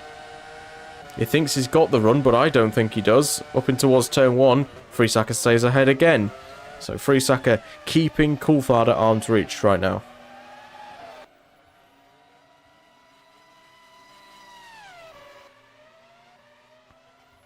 Coulthard again looking for a move in towards turn 3. Friesacker fends that one off. And again, Coulthard, another failed overtaking opportunity. So he really needs to start thinking better about how he's going to play this. As Raikkonen again, fastest lap of the race. His gap at the front is now extended to 2.5 seconds. As here we see Giancarlo Fisichella struggling to actually get past Cristiano de Mata, who is 23rd and last of the running order. Scott Dixon is actually now caught up to the back of Giancarlo Fisichella, which is now the battle for 6th.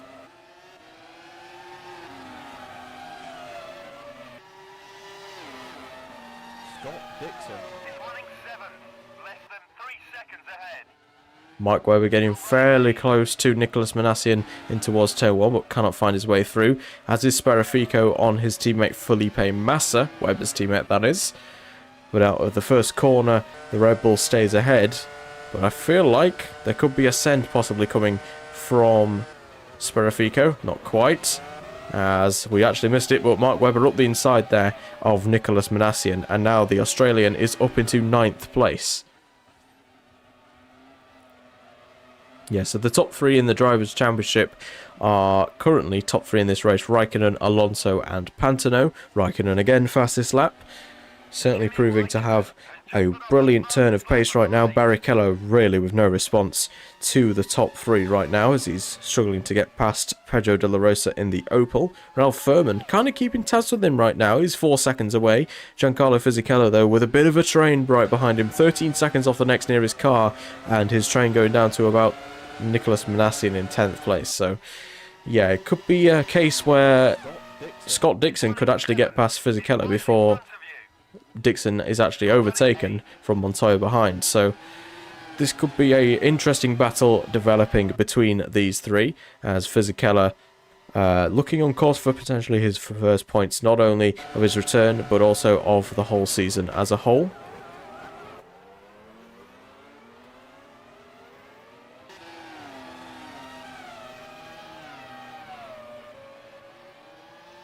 Your GP4 2001 season, Ruben is getting absolutely clapped by the Michael. Well, to be fair, didn't he do that in like real life? So I guess it's kind of realistic. I feel like 01 was fairly mediocre for Barrichello, wasn't it? Like 02 was good, 03 was good-ish at parts. 04, it was about as good as 02. 05, pretty good. But from when Schumacher just randomly started getting really good results. Scott Dixon. Is running 7th. Is right in front of you. 03 and 04 were his best seasons, yeah.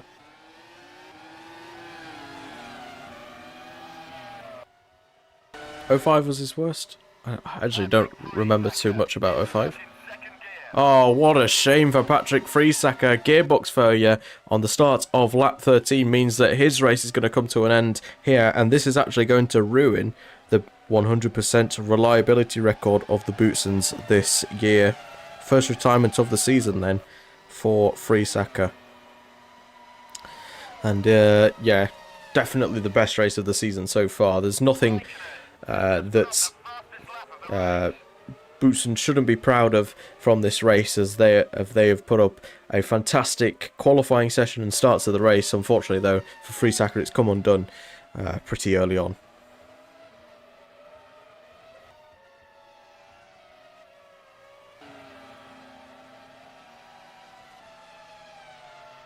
That is pretty one-sided, to be fair.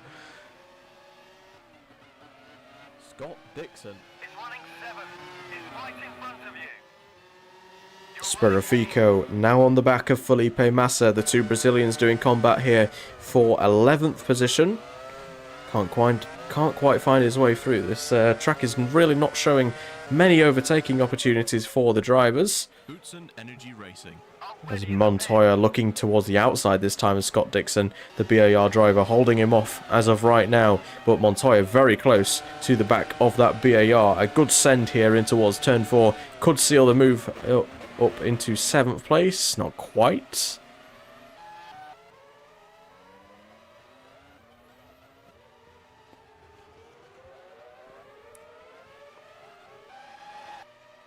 And Patrick Friesacher now becomes the 4th retirement of this Grand Prix. I've got to say, Giorgio Pantano is keeping fairly close with Fernando Alonso right now. Just half a second separating the two Renaults as Raikkonen drifts off into an early race lead. I imagine for the 3 stoppers at least, we'll be seeing pit stops fairly shortly in this Grand Prix. Is running 7th. Is right in front of you. The greatest battle, or rather the most intense battle on the field right now has got to be this battle currently for 7th place between Dixon and Montoya. Montoya has not been able to find his way through at all on the New Zealander, but towards the inside that's close between the two, and Dixon once again holding off the Williams. This has been a great drive so far from Scott Dixon.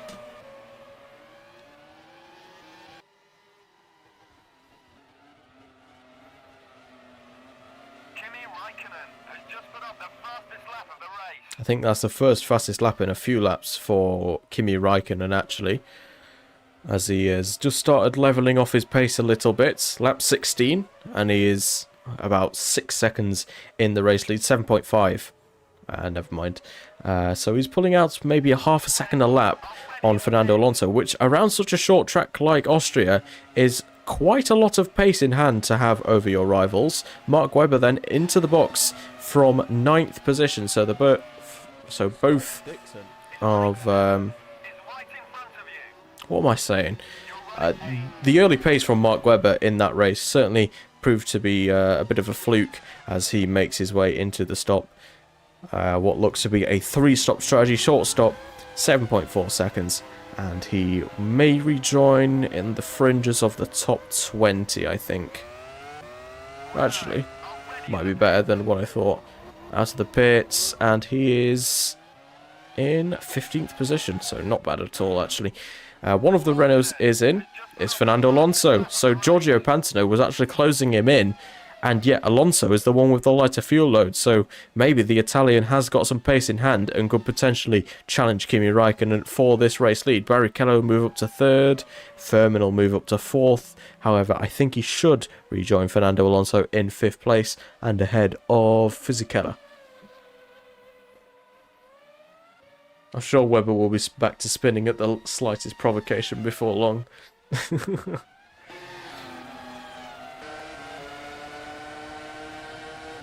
Dixon. Like, he nearly spins as much as I do. That's saying a lot. You're running Bootson Energy Racing. already in the pits. So Zonta into the box as well at the end of this lap. So maybe false dawn a little bit in the early stages of this race, as a light fuel load is going to see Zonta pit early on in this race on lap 16. I think Raikkonen's into the box though. He is indeed. So another early stopper in this Grand Prix. Kimi Raikkonen into the box, but he's pulled out a brilliant gap ahead of a lot of the field. Barrichello's also into the box. Lola. So I think, yeah, Pantano's going to take the race lead here. And Raikkonen could be close with Ralph Furman on pit exit. We'll have to see how he performs. Or is... No, Furman's also into the box. So it seems that the only person who really had pace in light to Kimi Raikkonen was Giorgio Pantano, who has stayed out unless he's going to pit soon. Not entirely sure, but Raikkonen rejoins in 2nd, 12 seconds off the lead, and ahead of Fernando Alonso by 8.5 seconds. Okay, so Barrichello out in 4th, and Furman out in 5th, just ahead of Fisichella, crucially. If he got stuck behind Fisichella, he may have been in trouble, Ralph Furman. Fortunately for him, he is able to rejoin in 5th. And if he stays as he is, should be on for some solid points once again. Of course, still, after 9 rounds of this season, is the only driver at the Dams team to score points this season, after Nicholas Manassian has had about 16 suspension failures in about 9 races, which I don't know how that works. But, yeah.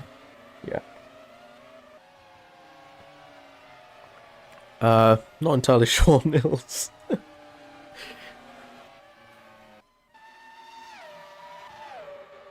I may have fallen asleep.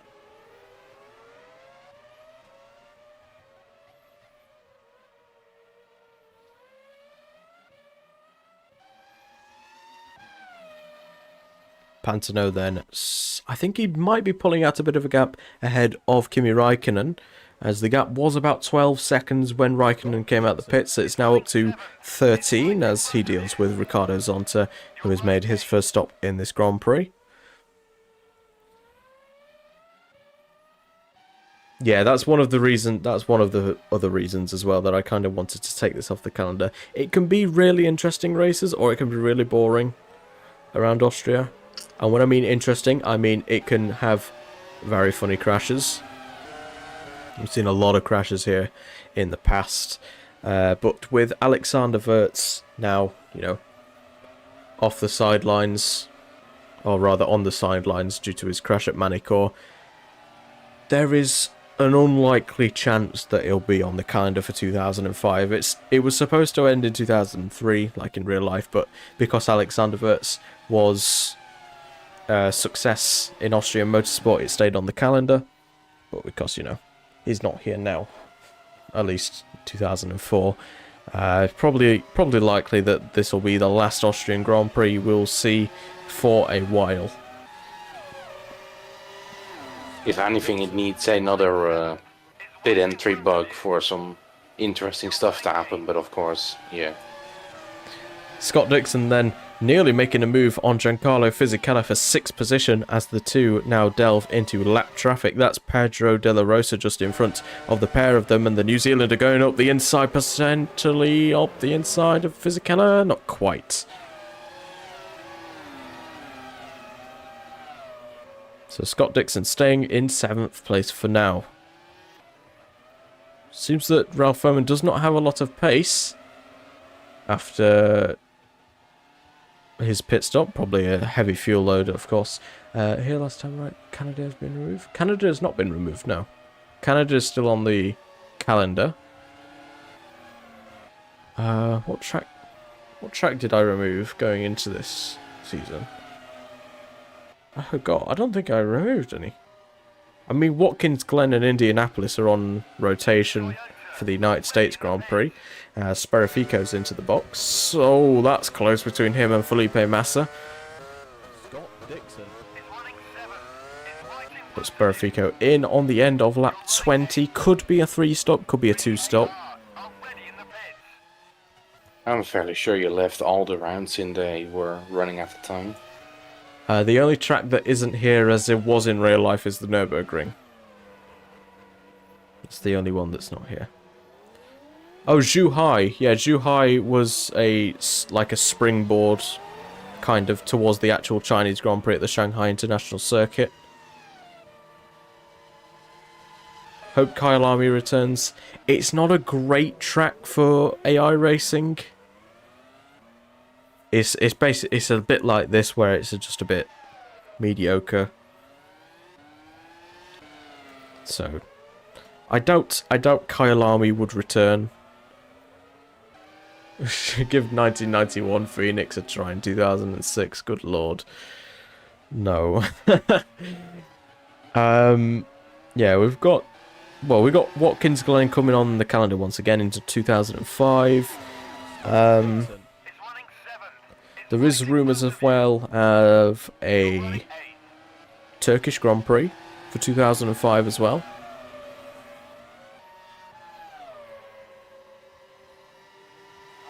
There's also rumours, of course, of Paul Ricard coming onto the calendar in replace of Manicourt.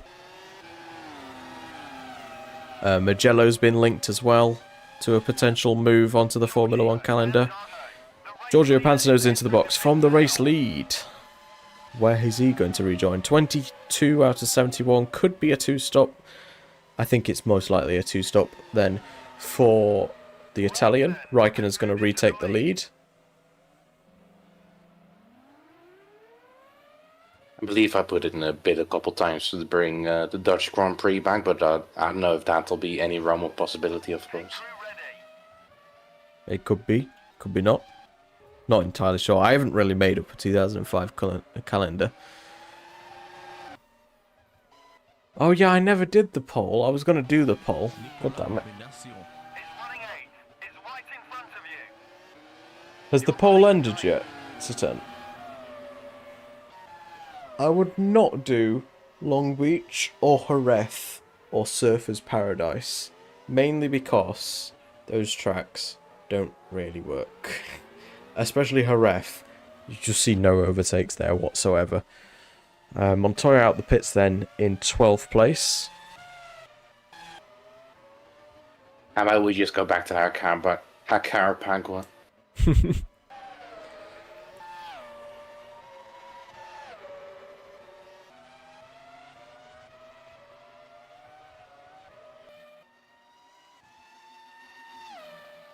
Lap 24 then, and Kimi Raikkonen leads the way after the first round of stops. He leads by 8 seconds ahead of Giorgio Pansino, who's actually got the overcut done on his teammate Fernando Alonso. He's down to 3rd place in this race. Barrichello and Furman have also made stops. Fisichella is the leader of those that haven't made a stop in this race, as he is trying to hold off Scott Dixon and now Nicolas Manassian, as Montoya is now boxed. So those 8 complete the points, with Massa and Ralf Schumacher completing the top 10. Timo Glock, Montoya, Webber, Pitsonia, Marc Genet, Sperifico, Sato, Button, Coulthard down in 19th. So his weekend is going from bad to worse right now. thought that was going to be a retirement, but it's not. Zonta in 20th, De La Rosa 21st, De Matta last of the running order in 22nd, with Friseca, Michael Schumacher, Jarno Trulli and Justin Wilson all out of this race so far.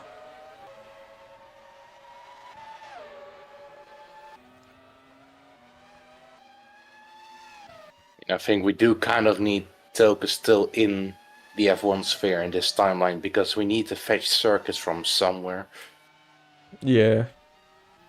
Dams Lola. Already in the pits. Manassian into the box then from 8th position.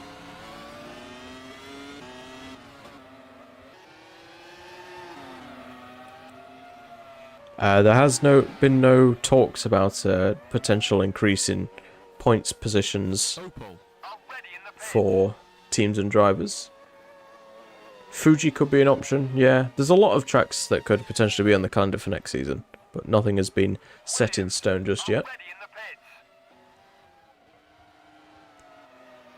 pits. Nicolas Benacion. Is running 10th. About 3 seconds ahead. You're running 11th.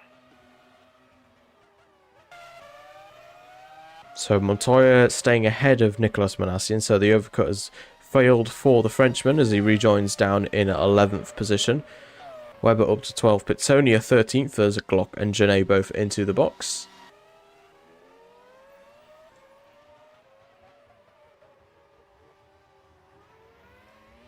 Maybe we should just go to an oval next season. VAR. Already in the pits. I don't know what this Dahabi place is. I think it means Or the- Abu Dhabi. Ah, the that place where they're building an island that's not yet been completed. Yeah, yeah. The Yaz Island has not been built yet, so that would physically be impossible at this stage. I think the Well, earliest. that's kind of 5 years away from now. Yeah, the earliest it could physically be on the calendar is 2009. I don't feel like it was even open to the public. Yas Island in 2009. Like, I'm pretty sure that the F1 race was the first, like, public event even held there, so. Never mind, like, sports events or anything like that, just the first public event. Which is kind of cool. Like, you open up your... I was going to say, you open up your island, and then... That's a joke, isn't it, right there? We're just I'm not making gonna it worse now. Yeah, I'm just going to shut up. Could just imagine a certain billionaire hosting a Formula 1 race, but I'll just digress and see Ralph Furman is actually catching Rubens Barrichello right now.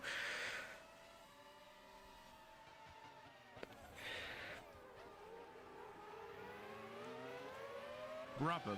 Already in the pits. The Brabham of Pitsonia is going to be into the box at the end of this lap. You're running 9th. Gearbox failure, unfortunately, Jake. Saw him retire from the race. So Pitsonia into the box then, from 13th place.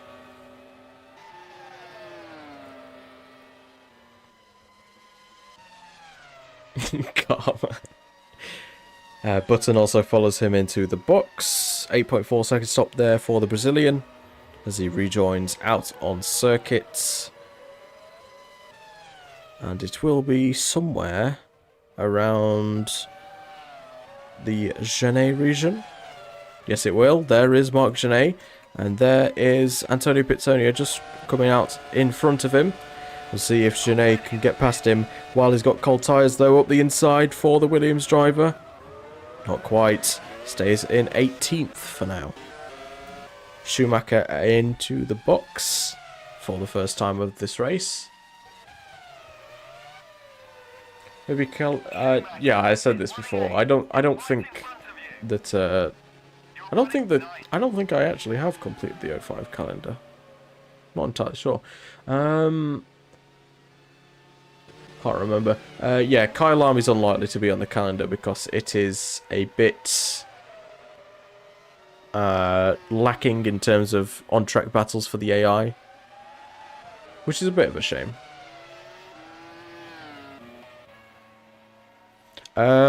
Welcome in, Expert. So Justin Wilson crashed at the start with De La Rosa, and then when coming into the pits, he then crashed as well with Cristiano De Mata. Schumacher and Trulli then battled with one another for the next few laps. They made contact with each other, and then both of them, within the space of a lap, had suspension failures. Patrick Friesacker, the other retirement, out with a gearbox problem. So, Montjuic, now we're talking. Now we are talking. Massa's into the box then from 7th. Maybe we should just go to Macau sometime soon. Massa is running 7th, less than 3 seconds ahead. You're running 8th. So Dixon's going to go through. Manassian's going to go through as well.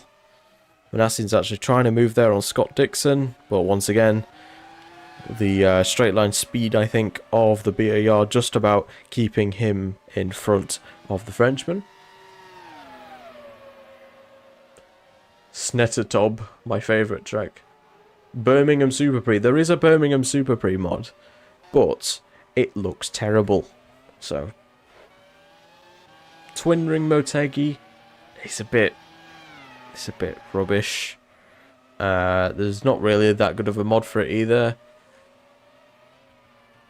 Autopolis is another one. It's just long winding corners. I don't feel like would be good, because you don't only consider the popularity of the track and so on, but you also have to bring realism into it, as well as how good the AI actually are at racing against each other.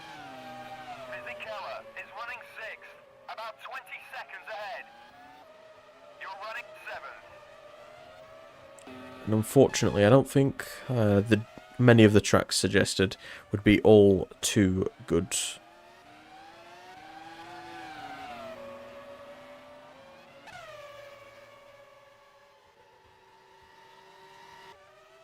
Bathurst, yeah. No.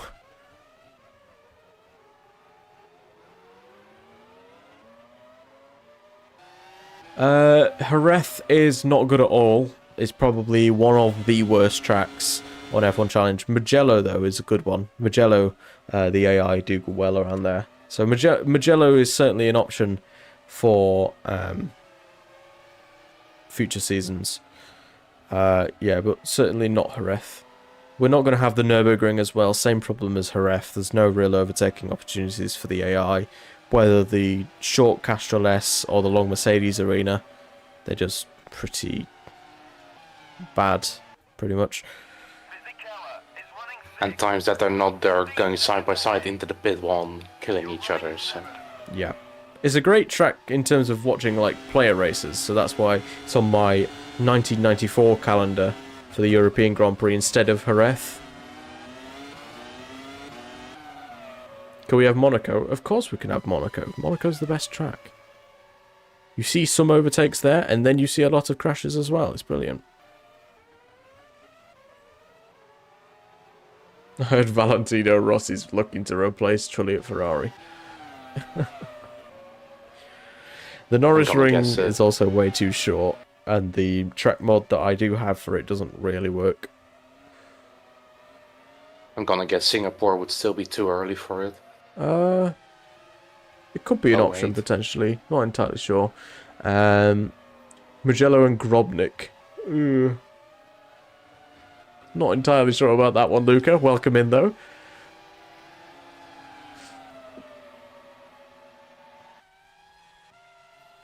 Fisichella is running 6th, about 15 seconds ahead. This is the closest battle that we've got on circuit right now. Scott Dixon versus Nicholas Manassian. It's been brewing for a couple laps. Manassian not really with any opportunity to get through.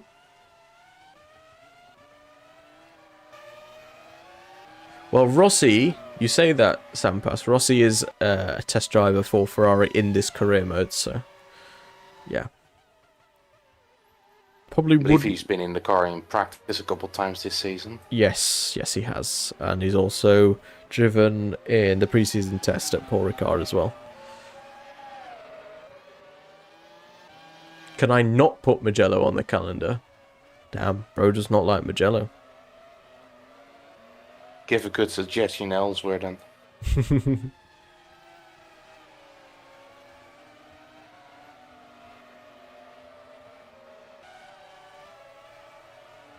Seems that the 3 stoppers will be pitting shortly again in this race. We're not even at half race distance. Just 2 drivers left to make a first pit stop in this race, being Giancarlo Fisichella and Takuma Sato. It's possible for Rossi.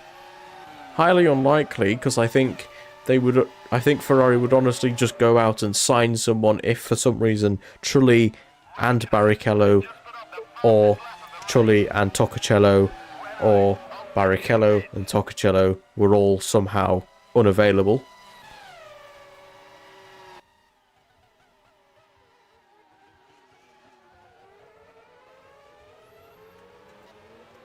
Yeah, I do have a mod set up for Mugello that works with, you know, F1 Challenge.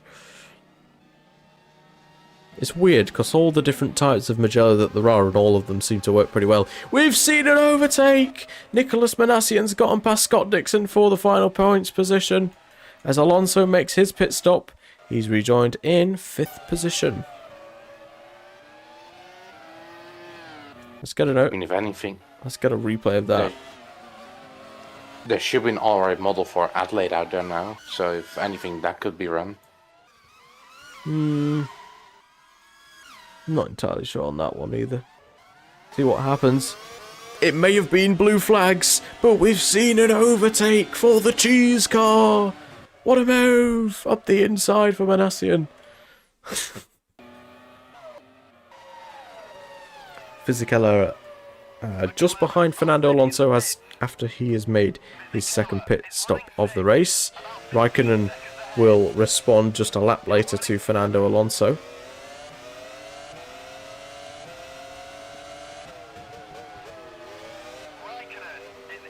Vallelunga, I don't think there's a really good model of that one. But welcome in, Rhino.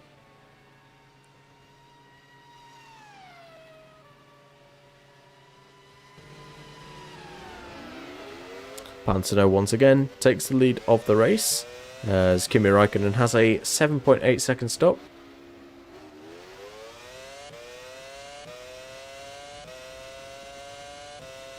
Bootson Energy Racing. If there was, I would have it. Wickerless Winassian. That's great. That's great, Kyo. Love that. Ralph Furman up to 3rd as Barrichello makes his stop. Fisichella actually challenging Fernando Alonso for 4th place right now. So the Italian really looking on it today, behind the lap car of Cristiano Di Matta. Fisichella not close enough though to make a move, as Barrichello rejoins in 6th place just ahead of Juan Pablo Montoya.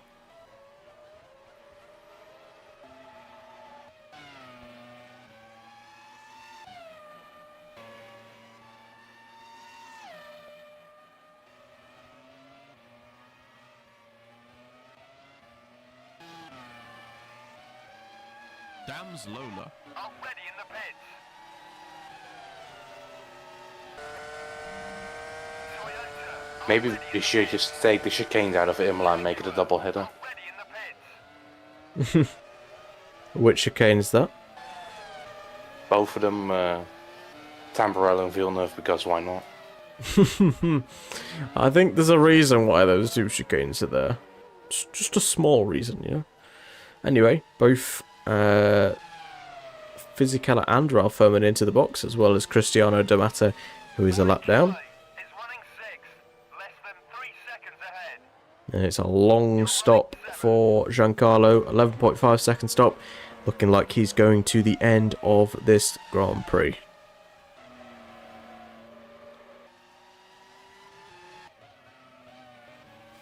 What is Furman's first name? Ralph with a PH. Not to be mixed up with Ralph Schumacher with an F.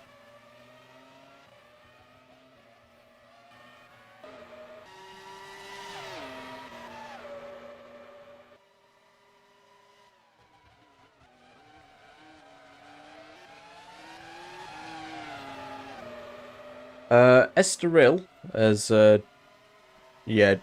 just come off the calendar after a fairly boring race in 03. It was on the calendar from 98 until 2001, where we saw one of the greatest races on F1 Challenge that I've ever seen, in all fairness, where Nicolas Manassian in a Narrows won from Fernando Alonso in a Prost.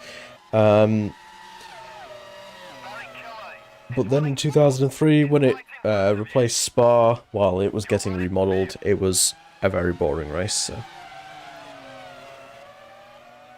And I don't really remember it being the cleanest venue in F1 Challenge. No, not particularly. Montoya closing in onto the back of Rubens Barrichello here for 4th position as Panzano starts lap 38.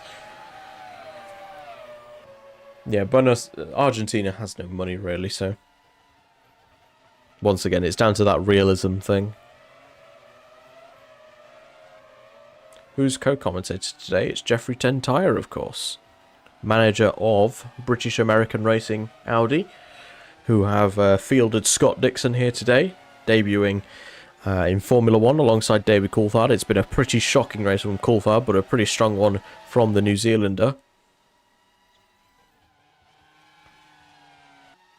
Even though Dixon has dropped out of the points earlier in the race, I hope he does get back, but yeah, that's waiting for it. We haven't seen any mechanical retirements actually in about 25 laps, so might be getting one shortly, hopefully. Bit of entertainment, please. That'd be great. As Button's gotten past Takuma Sato. Yeah, Montoya trying to get past Barrichello, but he's not really got any options to really get through. It's quite a shame, really. This track is, I don't know. It feels like the AI that are behind the car in front is really poor at getting exits. That'll do it. Pedro de la Rosa's crashed in the pit lane with Mark Webber, so Webber's out the race as well. I don't know what's... It's a very strange one. It seemed like they tried to share a pit box or something. Check on what's just happened there. I think it might have been an Yeah, I'll give up. Oh, do you know what it is? They've shared a pit box, but because they're on different laps, they share the pit box at the same time. So Pedro with an O is out of this race, as is Mark with a K. Webber. I'm going to stop that joke. It's wearing thin. Montoya. Can't get past Barrichello. Do you know what I really hate? For some reason, I want to see if I can, like, sort this. Is there, like, any way to turn, like, auto... like, because I've got on the live chat, right? For some reason, I've started getting auto-translated messages that the YouTube algorithm or whatever the hell decides it doesn't think is English. So I've not had it, so I couldn't help with that. yeah, Opel. like I've got to hover over it so it counts. For example, Satent's message tagging Benny is apparently been auto-translated to tagging Benny. How long to Monza? We've got quite a few races until the Italian Grand Prix, Faith, but welcome in. Yeah, we've got... what have we got? The Hungarian Grand Prix, and then the... I can just pull it here. Okay, yeah, I've got it here. Right, so we got... This is the 10th round, the Austrian Grand Prix. Then we've got Budapest in Hungary, Montreal, Canada after the season break. Did I not add a season break? How did I forget to add a season break? Whatever. So yeah, so after Hungary, it's Canada, then Indianapolis, Spa, Italy, China, Suzuka, and Brazil.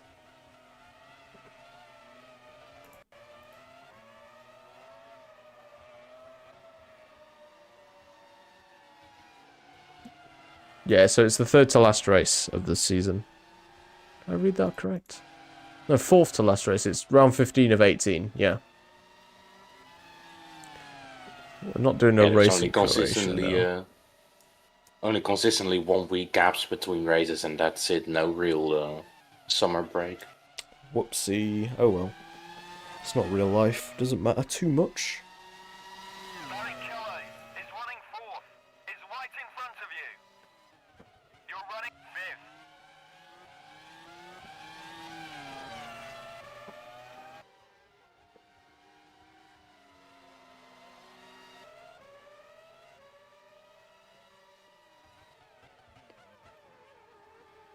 Manassian's overtaken Fisichella? Yes, down the main straight. And actually, he's under pressure here from Scott Dixon as well, side by side through turn 1. Fisichella with a better exit out of the corner. But will the New Zealander be able to salvage a potential point here? Looking towards the inside and towards turn 3. Just go for the overtake, man, please. He doesn't go for it. Damn. Already in the pits. Benny, there's a reason why you're called the misinformant in my server. No race in Latvia. What are you going to put on? The Bikanieki. Oh, that's Sperafico spun round after he tried to go for a move on Ralf Schumacher. Pittonia into the box. That puts Marc Genet up into the top 15. Is running fourth. Montoya also into the box, so Furman's back into the top 5 again. You're running fifth. Red Bull already in the pits.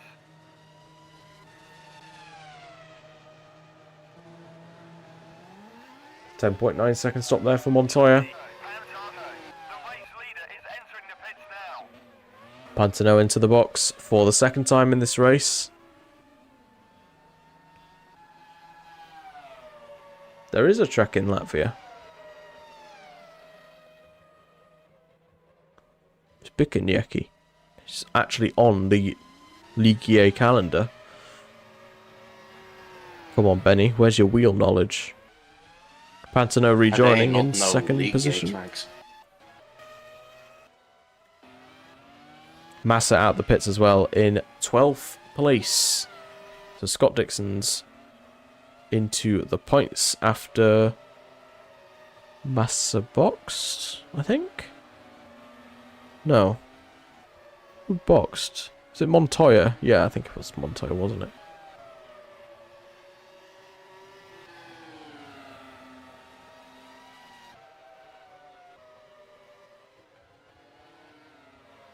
Oh, and that's Scott Dixon going for a bit of an over-ambitious move there on Giancarlo Fisichella, and as such, he actually loses out on a position there to Juan Pablo Montoya in the process. So Scott Dixon now relegated to outside the points-paying positions.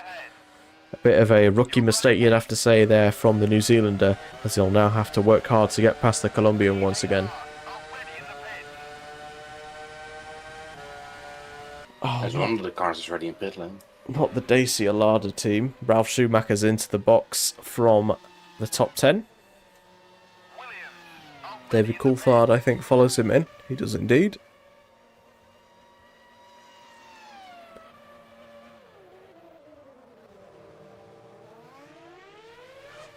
Nine and a half second stop there for the German. He's going to rejoin in 13th position. I'm not dealing with hashtag Lada to F1 2005. Oh.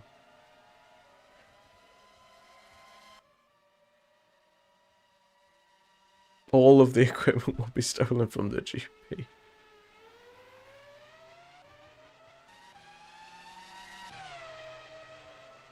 Waiting for the next round of the Super Truck World Challenge. Well, Fishfinger, you would have to wait until the 21st of August 04, which is after. So next week is Hungary, the week after is Canada. There's a spin in sector 2. Watch for the yellow flags. Not entirely sure who's just gone off there. Maybe the Toyota Fisichella? Might have been. Yeah, so we got Hungary next week, Canada the week after, Indianapolis the week after that, and then the next round of Super Truck World Challenge happens. It's basically like in separate continental legs. We had the first part of the season, which was South American, then we've had the European leg, and now we've got the Asian leg at the end of the season. So yeah. VAR are ready in the pits. When those races coming around, they'll be fairly thick and fast. As Manassian is into the box on the end of lap 44. Fisichella is running 7th, less than 3 Scott seconds Dixon ahead. follows him in as well. You're running 8th. Opel. Yeah, we do kind of need the quick fire retirements at the end of the race by now, because usually like the closing, I don't know, 15 laps or so, all the stuff suddenly starts to kick off. To be fair, we did not see that many retirements last time out in Germany. I think we only saw something like 4 retirements all race. 22 cars reached the checkered flag. Jaguar are ready in the pits.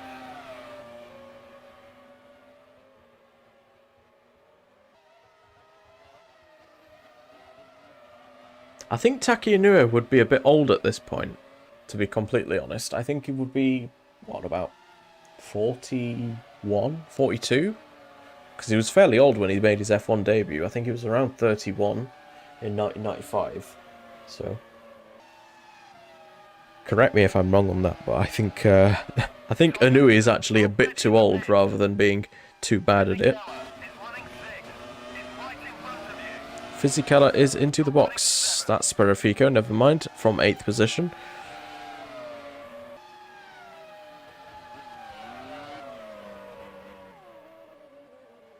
Need to give a seat to Nikita Mazepin when the time comes. I don't think this series will probably reach to a point where we see Nikita Mazepin on the grid. We're completely honest. Probably end quite a bit earlier than that, because the mods for F1 Challenge do very quickly unravel themselves towards the end of this decade of Formula 1.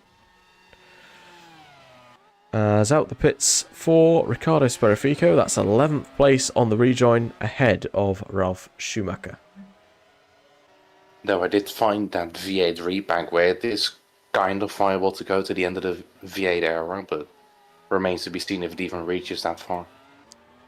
Did the mod as well was it pretty good as well, like in the 2010s as well, or was it kind of the same? Frames got a bit dodgy at race starts, but further it was usable. 25 Okay. seconds ahead. Could be interesting then to maybe use, as Montoya has now gotten past Giancarlo Fisichella for 6th position in this race. Next car in front for the Colombian is Ralph Furman, half a minute up the road. This F1 Challenge VB is a bit of a mixed bag, and more often than not, it's not a good bag either late on in the... We'll stop the series after 2013. I'll be honest, it'll probably be earlier than that. Probably be earlier than 2013. Not entirely sure when I plan to end this. But, yeah.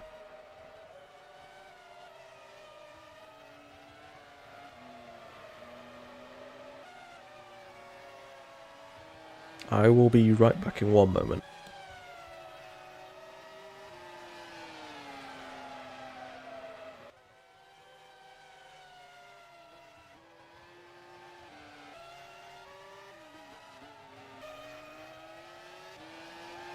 Ralph Furman is running 5th, about 30 seconds ahead. You're running 6th.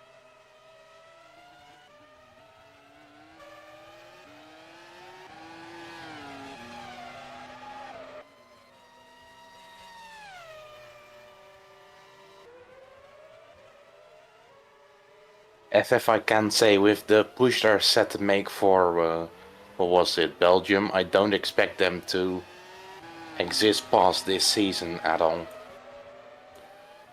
Nevertheless, 2010.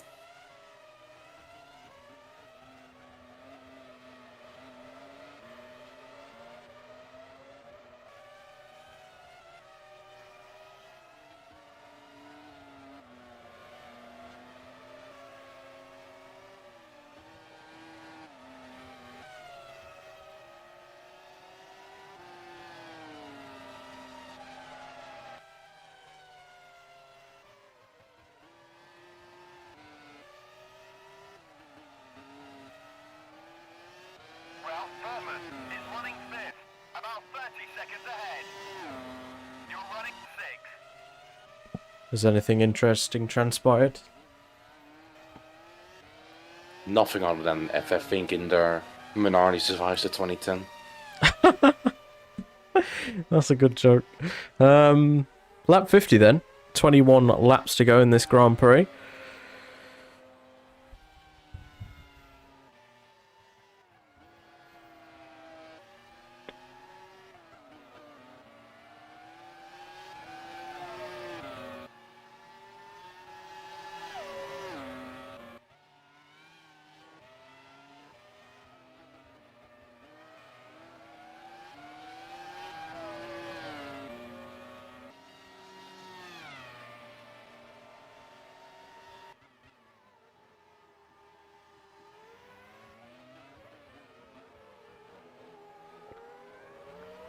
The GA mods. What is a GA mod?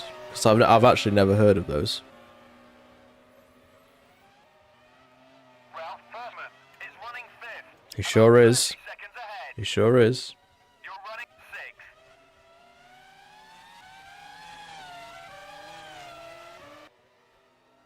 6th. Damata and Genet driving, dear me. It really is. It has been a Grand Prix of all time. I do have to say that it's been.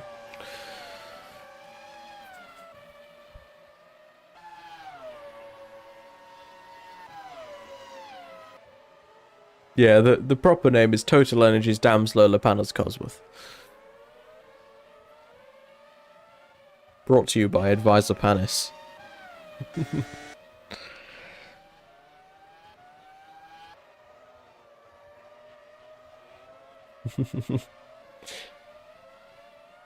Ooh, 20 laps to go still, and Raikkonen leads ahead of Pantalone second. 17 seconds is the gap between him and the Italian, as Raikkonen sets the fastest lap of the race.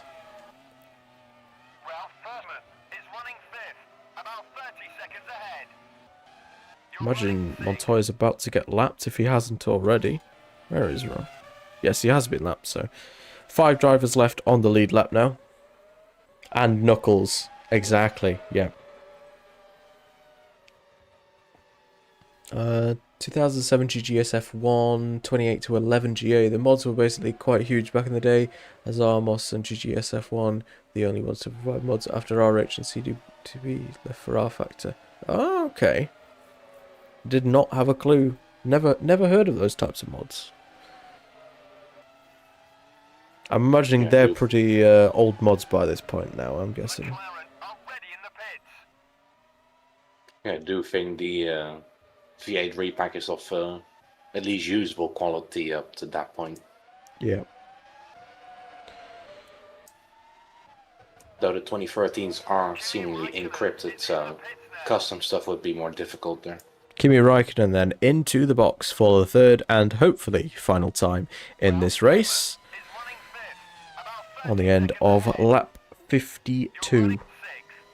Race is therefore welcome as it's so uneventful. I'm getting sleepy. Yeah, get your blankets out, guys. This is actually Jaden Harrison lullabies on YouTube, featuring Kimi Raikkonen and F1 Challenge engineer. Alonso pits for the third time in this race as well, on the same lap that Raikkonen does. And I've got to say, we could have a race on our hands, as Pantano is just 2.5 seconds ahead of Kimi Raikkonen, and I think both of them are going to the end of this race. So the two drivers in the lead of the championship are separated by mere seconds. Barrichello's up to third. Furman's ahead of Alonso for fourth now, as I don't know if I think Barrichello has to stop again. Tyre life, yeah, so Furman and Barrichello still have to box, so Alonso will probably retake his third place. Is running 5th. About 30 seconds ahead. Jaden Harrison F1 ASMR brought to you by Total Energies Dams Lola Panos Cosworth. Racing. Are ready in the pits. I like that. Might call the next stream that. Ferrari are The next race is Hungary, which, you know, F1 Challenge normally is not very good, but I have a track mod that makes, you know, Hungary quite interesting. There is actual overtakes around Hungary and such. So that could be an interesting one. As Barrichello's into the box from 3rd. He's going to rejoin in 5th. Post the GA mods in Discord if you're okay. Yeah, that's fine. Hungary is peak. Nils, did you say you had a better version of... Yeah, I'm using the one that's... Is it 2012? Have you started using a different version than that? Barrichello is running 5th. About 15 seconds I could maybe give that a try. You're running 6th. GTA 7 will release before F1 Circus is a stable game. 6 best... I could try that version if you want then. I'll give that version a try. Because I know you run quite a few cars. Already in the pit. Give it a quick whirl while while we wait for... Well, I won't do it now, but obviously can't run 2 instances of F1 Challenge at the same time. Furman into the box with 17 to go. He is overtaken by Fernando Alonso. Could be close. If this is a fast stop, actually, for Ralph Furman, he could rejoin ahead of Rubens Barrichello here. 7.2 seconds. Could be close. Down the main straight for Rubens Barrichello. But it's not going to be enough, I don't think. Furman now making his way out the pit lane. Unfortunately for Barrichello, he's already on the run up towards turns 2 and 3. And has kept his 4th place for now. Ralph Furman is running 5th. Could be very good indeed.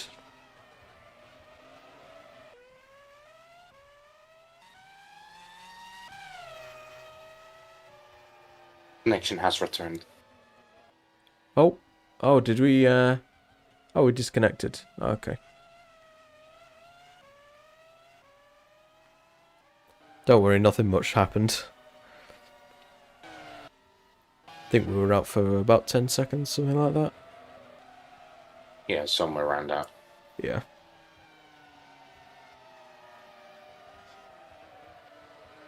Yeah, 15 laps to go here. My predicted quickfire should start to happen. Hopefully. Need something happening in this race. Pantano leads then by 2.5 seconds ahead of Kimi Raikkonen. Raikkonen slowly reeling in that gap. You're running 6th. Alonso in 3rd, Barrichello 4th, Furman 5th, Montoya 6th, and the last driver on the lead lap with 15 to go.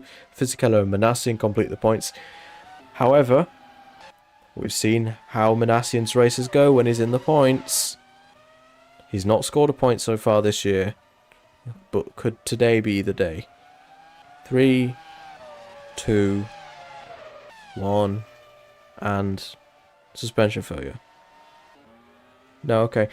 Dixon in 9th, Massa in 10th, Sperifico, Schumacher, Glock, Coulthard, Genet, Pitsonia, getting nearly over past Sato, Button, Zonta, and D'Amata.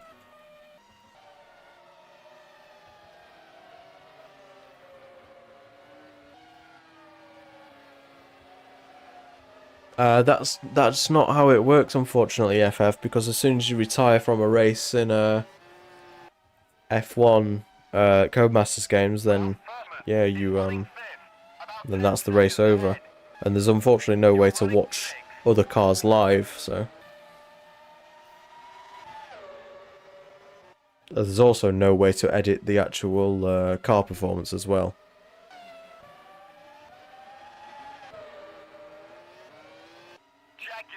In reality, about 17p. I can't imagine a fictional company would seriously be accepted into this series canon, though. Not necessarily, no. No.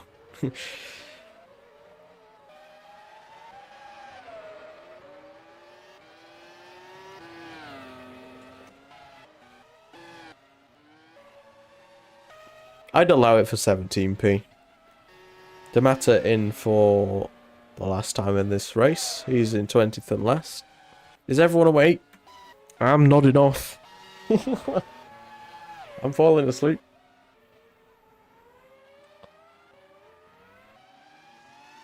Hello guys, welcome back to Jaden Harrison ASMR, hosting the 2004 Austrian Grand Prix, round 10 of 18 of the FIA Formula 1 2004 World Championship. We've got Giorgio Pantano currently leading the way by 2.5 seconds ahead of Kimi Raikkonen. We have not seen any retirements in a good while, as the gap between the two is starting to extend. Giorgio Pantano seemingly got his tyres up to temperature now after his pit stop. Rather, actually Raikkonen was the last one to stop out the two. But alas, we've got 6 drivers currently on the lead lap, as who needs to pit? No one. Everyone's finished their pit stops already, so yeah, it's pretty much a run to the end at this point, unless my testing, because I normally test these things for like fuel burn per lap, unless it just doesn't work. Never do that again.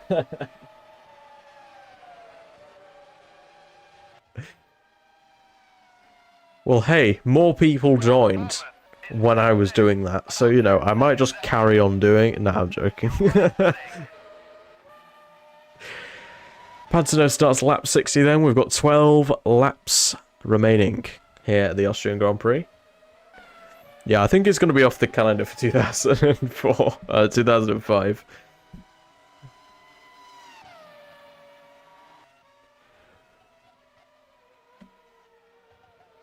I can't do replay. How can I do replay bug? We're not at a race start, FF. That's it. Red flag, red flag. Pit entry bug. No one's left to pit. It's the only problem.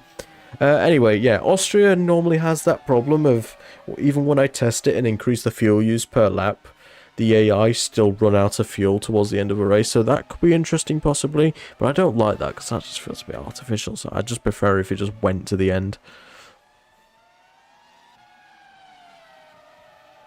Jelly bean sized brain. That's crazy.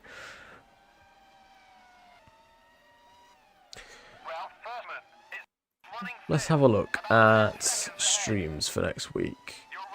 Of course, obviously 1994 Italy coming out Wednesday. Next race is 25th of August. Is that? No, 25th of July. We're in July still. We have got GP2 and a stop next week, which would be cool. GPFL, of course, that's on Thursday. We've also got F3 Euro Series. Do we? Yes, we do. Yes. We do have F3 Euro Series. Oh, yeah. GPFL in Monaco as well. It's going to be interesting.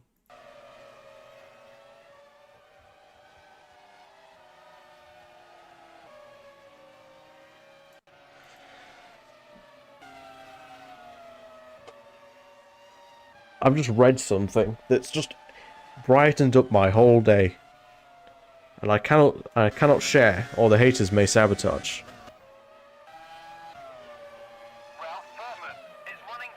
Yeah. No one's finishing the race at Monaco. Do a center at Monaco. Mate, I need a race finish. I need some points on the board. I've not scored. Well, I didn't show it to San Marino, but I need some points. Didn't even finish the first lap in Spain. Need a good result.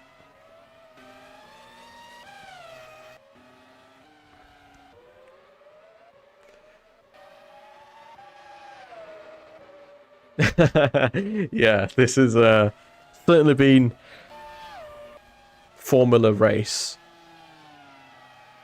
Damage might be off. I could put a poll up. I could suggest it to the other mods. Yeah, I could suggest that, actually. That could be a good idea, Horizon. I'll put that forward to them, and we'll see what they say. Nah, full damage. FF, you're not even racing, bro. I'm not. Only thing FF tried to do was rat out the people driving in it. About 10 seconds ahead. You're running 6. If you got a problem, fix your car. Change your car. Okay, Nils. Okay, Nils. Chill out, bro. Should I just pull up and show how it's done? Don't remember. I don't think I was in a accident last season. I kind of put you in the wall down at Portier a little bit.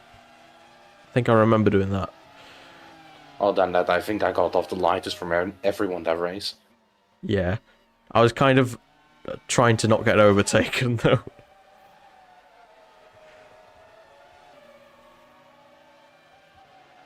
Like, I might just make another one-off if there's even a spot with the 20 cars that are expected. Yeah, more people have signed up as well, so yeah. It really is Gallifreyan, yeah. There's just absolutely nothing happening. About 10 seconds ahead. You're running 6. David Coulthard's about to get lapped for the second time in this race. He's actually close to Timo Glock. Oh, do you know what? We'll just go and watch the battle for 13th place, shall we? As far as you can call it the battle. Oh, Man, his engine's got... No, I'm joking. they're even super clipping here in 2004, mate. We got super clipping. He's definitely not letting the leader through. Nice super clipping. The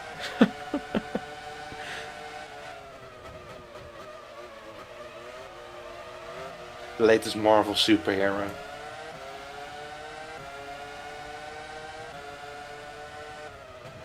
Oh, Glock's just got past Ralph Schumacher. Up the road. Yeah. There's I don't even know which Renault this even is. Is that Pantano? Yeah, that's the race leader just getting held up by all these midfielders. Frugo's Coulthard on Ralph Schumacher. Yep, sure, Ralph Schumacher's just lost 2 places because he feels like it. Reigning world champion stuff right there. Coulthard could swindle a 12th place here if he plays his cards right. Ooh, contact, I think, there between Raikkonen and Ralf Schumacher.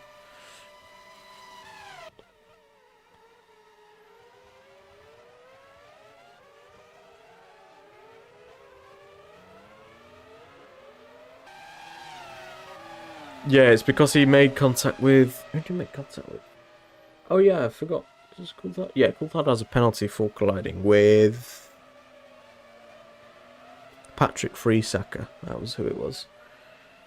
Coulthard snipe Pantano. Glock lets through the leaders. Oh, the leader. And now Raikkonen's time to get absolutely bullied by absolutely everyone.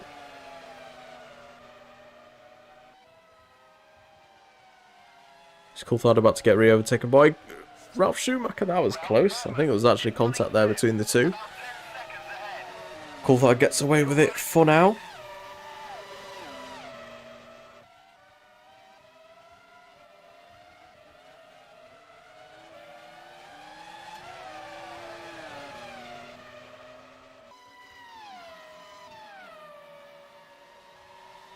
Timo Glock lets through Kimi Räikkönen, and this could be a chance potentially for David Coulthard to look towards the inside of turn 3. Nope. Spins around, loses a place. Great stuff. Fantastic stuff, lads. Absolutely mesmerising. Brilliant stuff.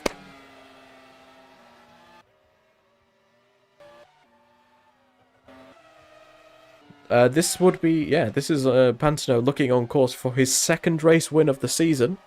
Raikkonen, still without a race lead, would still lead the championship, but only now down to 2 points ahead of Pantano.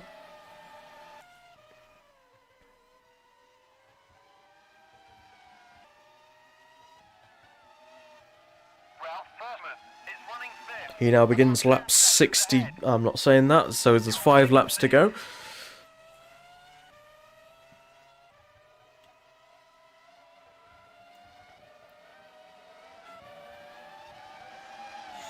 Chin killed Kimi's chance of fighting for the win, although I predicted a Renault win. I'm nonetheless disappointed. To be fair, it would have required Raikkonen getting past Pantano.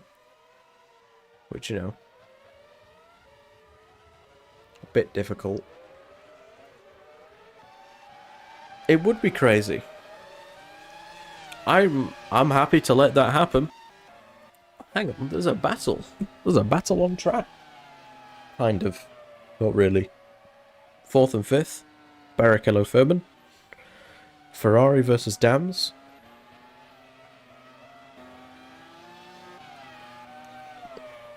And of course, Ralph Furman, still proving that he is worthy of staying on the Formula 1 grid, I'd say.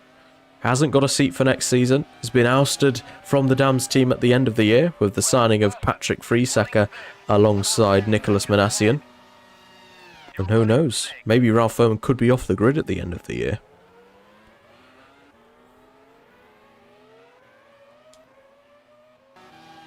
Dams versus Ferrari, who would have seen this in Australia? I think we did see Ferrari versus Dams in Australia, because I think one of the... I think Trulli went spinning round because Fernando Alonso spun him. Or was that Raikkonen? No, that was Raikkonen, wasn't it? Yeah, and Alonso retired. And Raikkonen had a comeback drive. Schumacher was also involved in that crash. Oh yeah, Jarno Trulli just died on the back of Takuma Sato, didn't he? Trying to lap him, and it just slammed into the wall like an absolute G. No, it was a Honda. It was a Honda Asato, I remember now. Like lap 20 or something like that.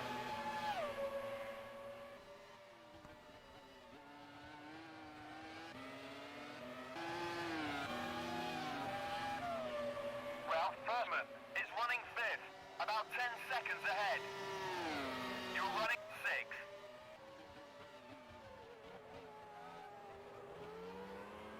Three laps to go for race leader Giorgio Pantano. Wasn't there a third car involved? Not to my knowledge, no. I think... No, yeah. Pedro de la Rosa, I think, also lost his front wing in the crash as well. I think. I'm trying to remember now.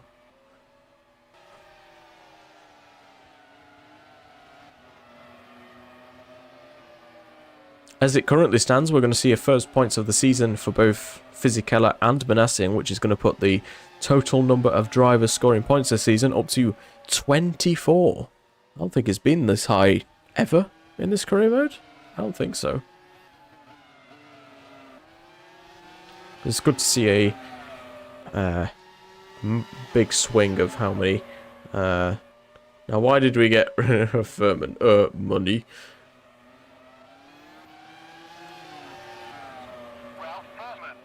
Bro didn't even give him a chance. He sacked him before the season even started. 2 laps to go then for Giorgio Pantano, looking on course for his second win of the season.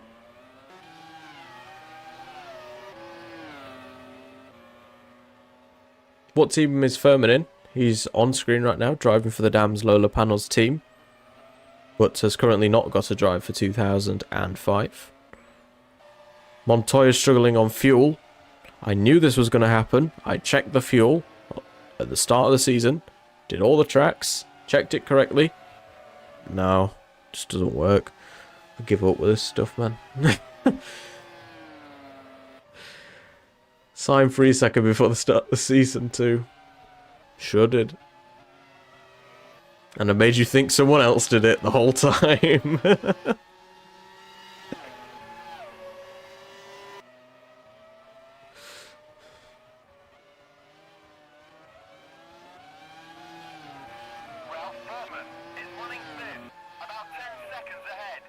AMS2 is difficult to mod. So annoying. So finicky. Anyway, Giorgio Pantano starts his final lap of the race. And the influx of those retirements just has not come. Pantano, driver of the day. Genet second? Hey? What? Genet? What's he done? Be slow.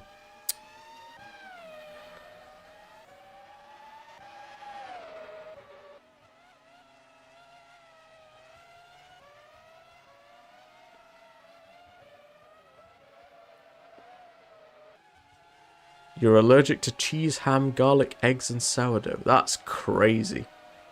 That is honestly crazy. Anyway. rounding the final couple of corners then for Giorgio Pantano. And it's a race that has been won purely on strategy. A 2-stop versus the 3-stopping Raikkonen, much faster in the race. But Pantano's kept his cool, fended off Raikkonen in the last few laps, and takes victory for the second time in 2004. Montoya's just retired on the last lap, yeah, sure.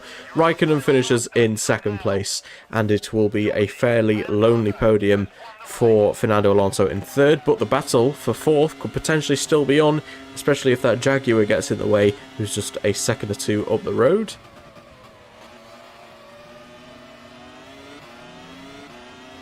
Dixon points. We've not got Dixon points. Dixon's finished 9th. Fisichella's finished 7th and Manassi in 8th. So the two of those score their first points of the season.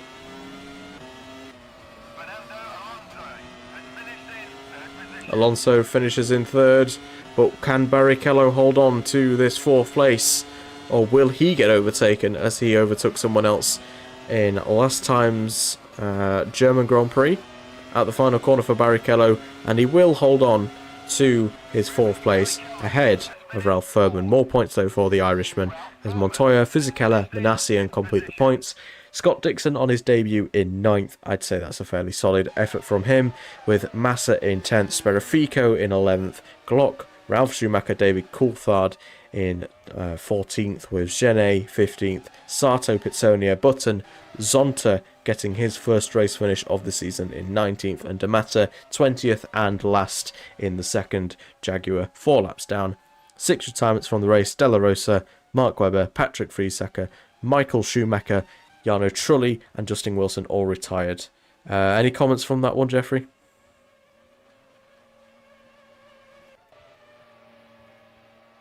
I think he's fallen asleep, and I don't blame him one bit. Yeah, if you enjoyed somehow this stream, and you haven't already, make sure to like and subscribe. So, yeah, that's... while it was pretty boring, it was pretty influential on the championship race, as Giorgio Pantano now closes in the gap to Kimi Raikkonen in the Drivers' Championships, just 2 points. Great points as well for Renault, as I believe they should now be overtaking McLaren in the Constructors as well. Thank you everyone who has... I don't know how... Firma's just killed Barrichello in the pits. Yep, sure. I don't know how, like, everyone's still here, but, you know, thank you anyway. I don't know how, like, 24 of you are here. I don't...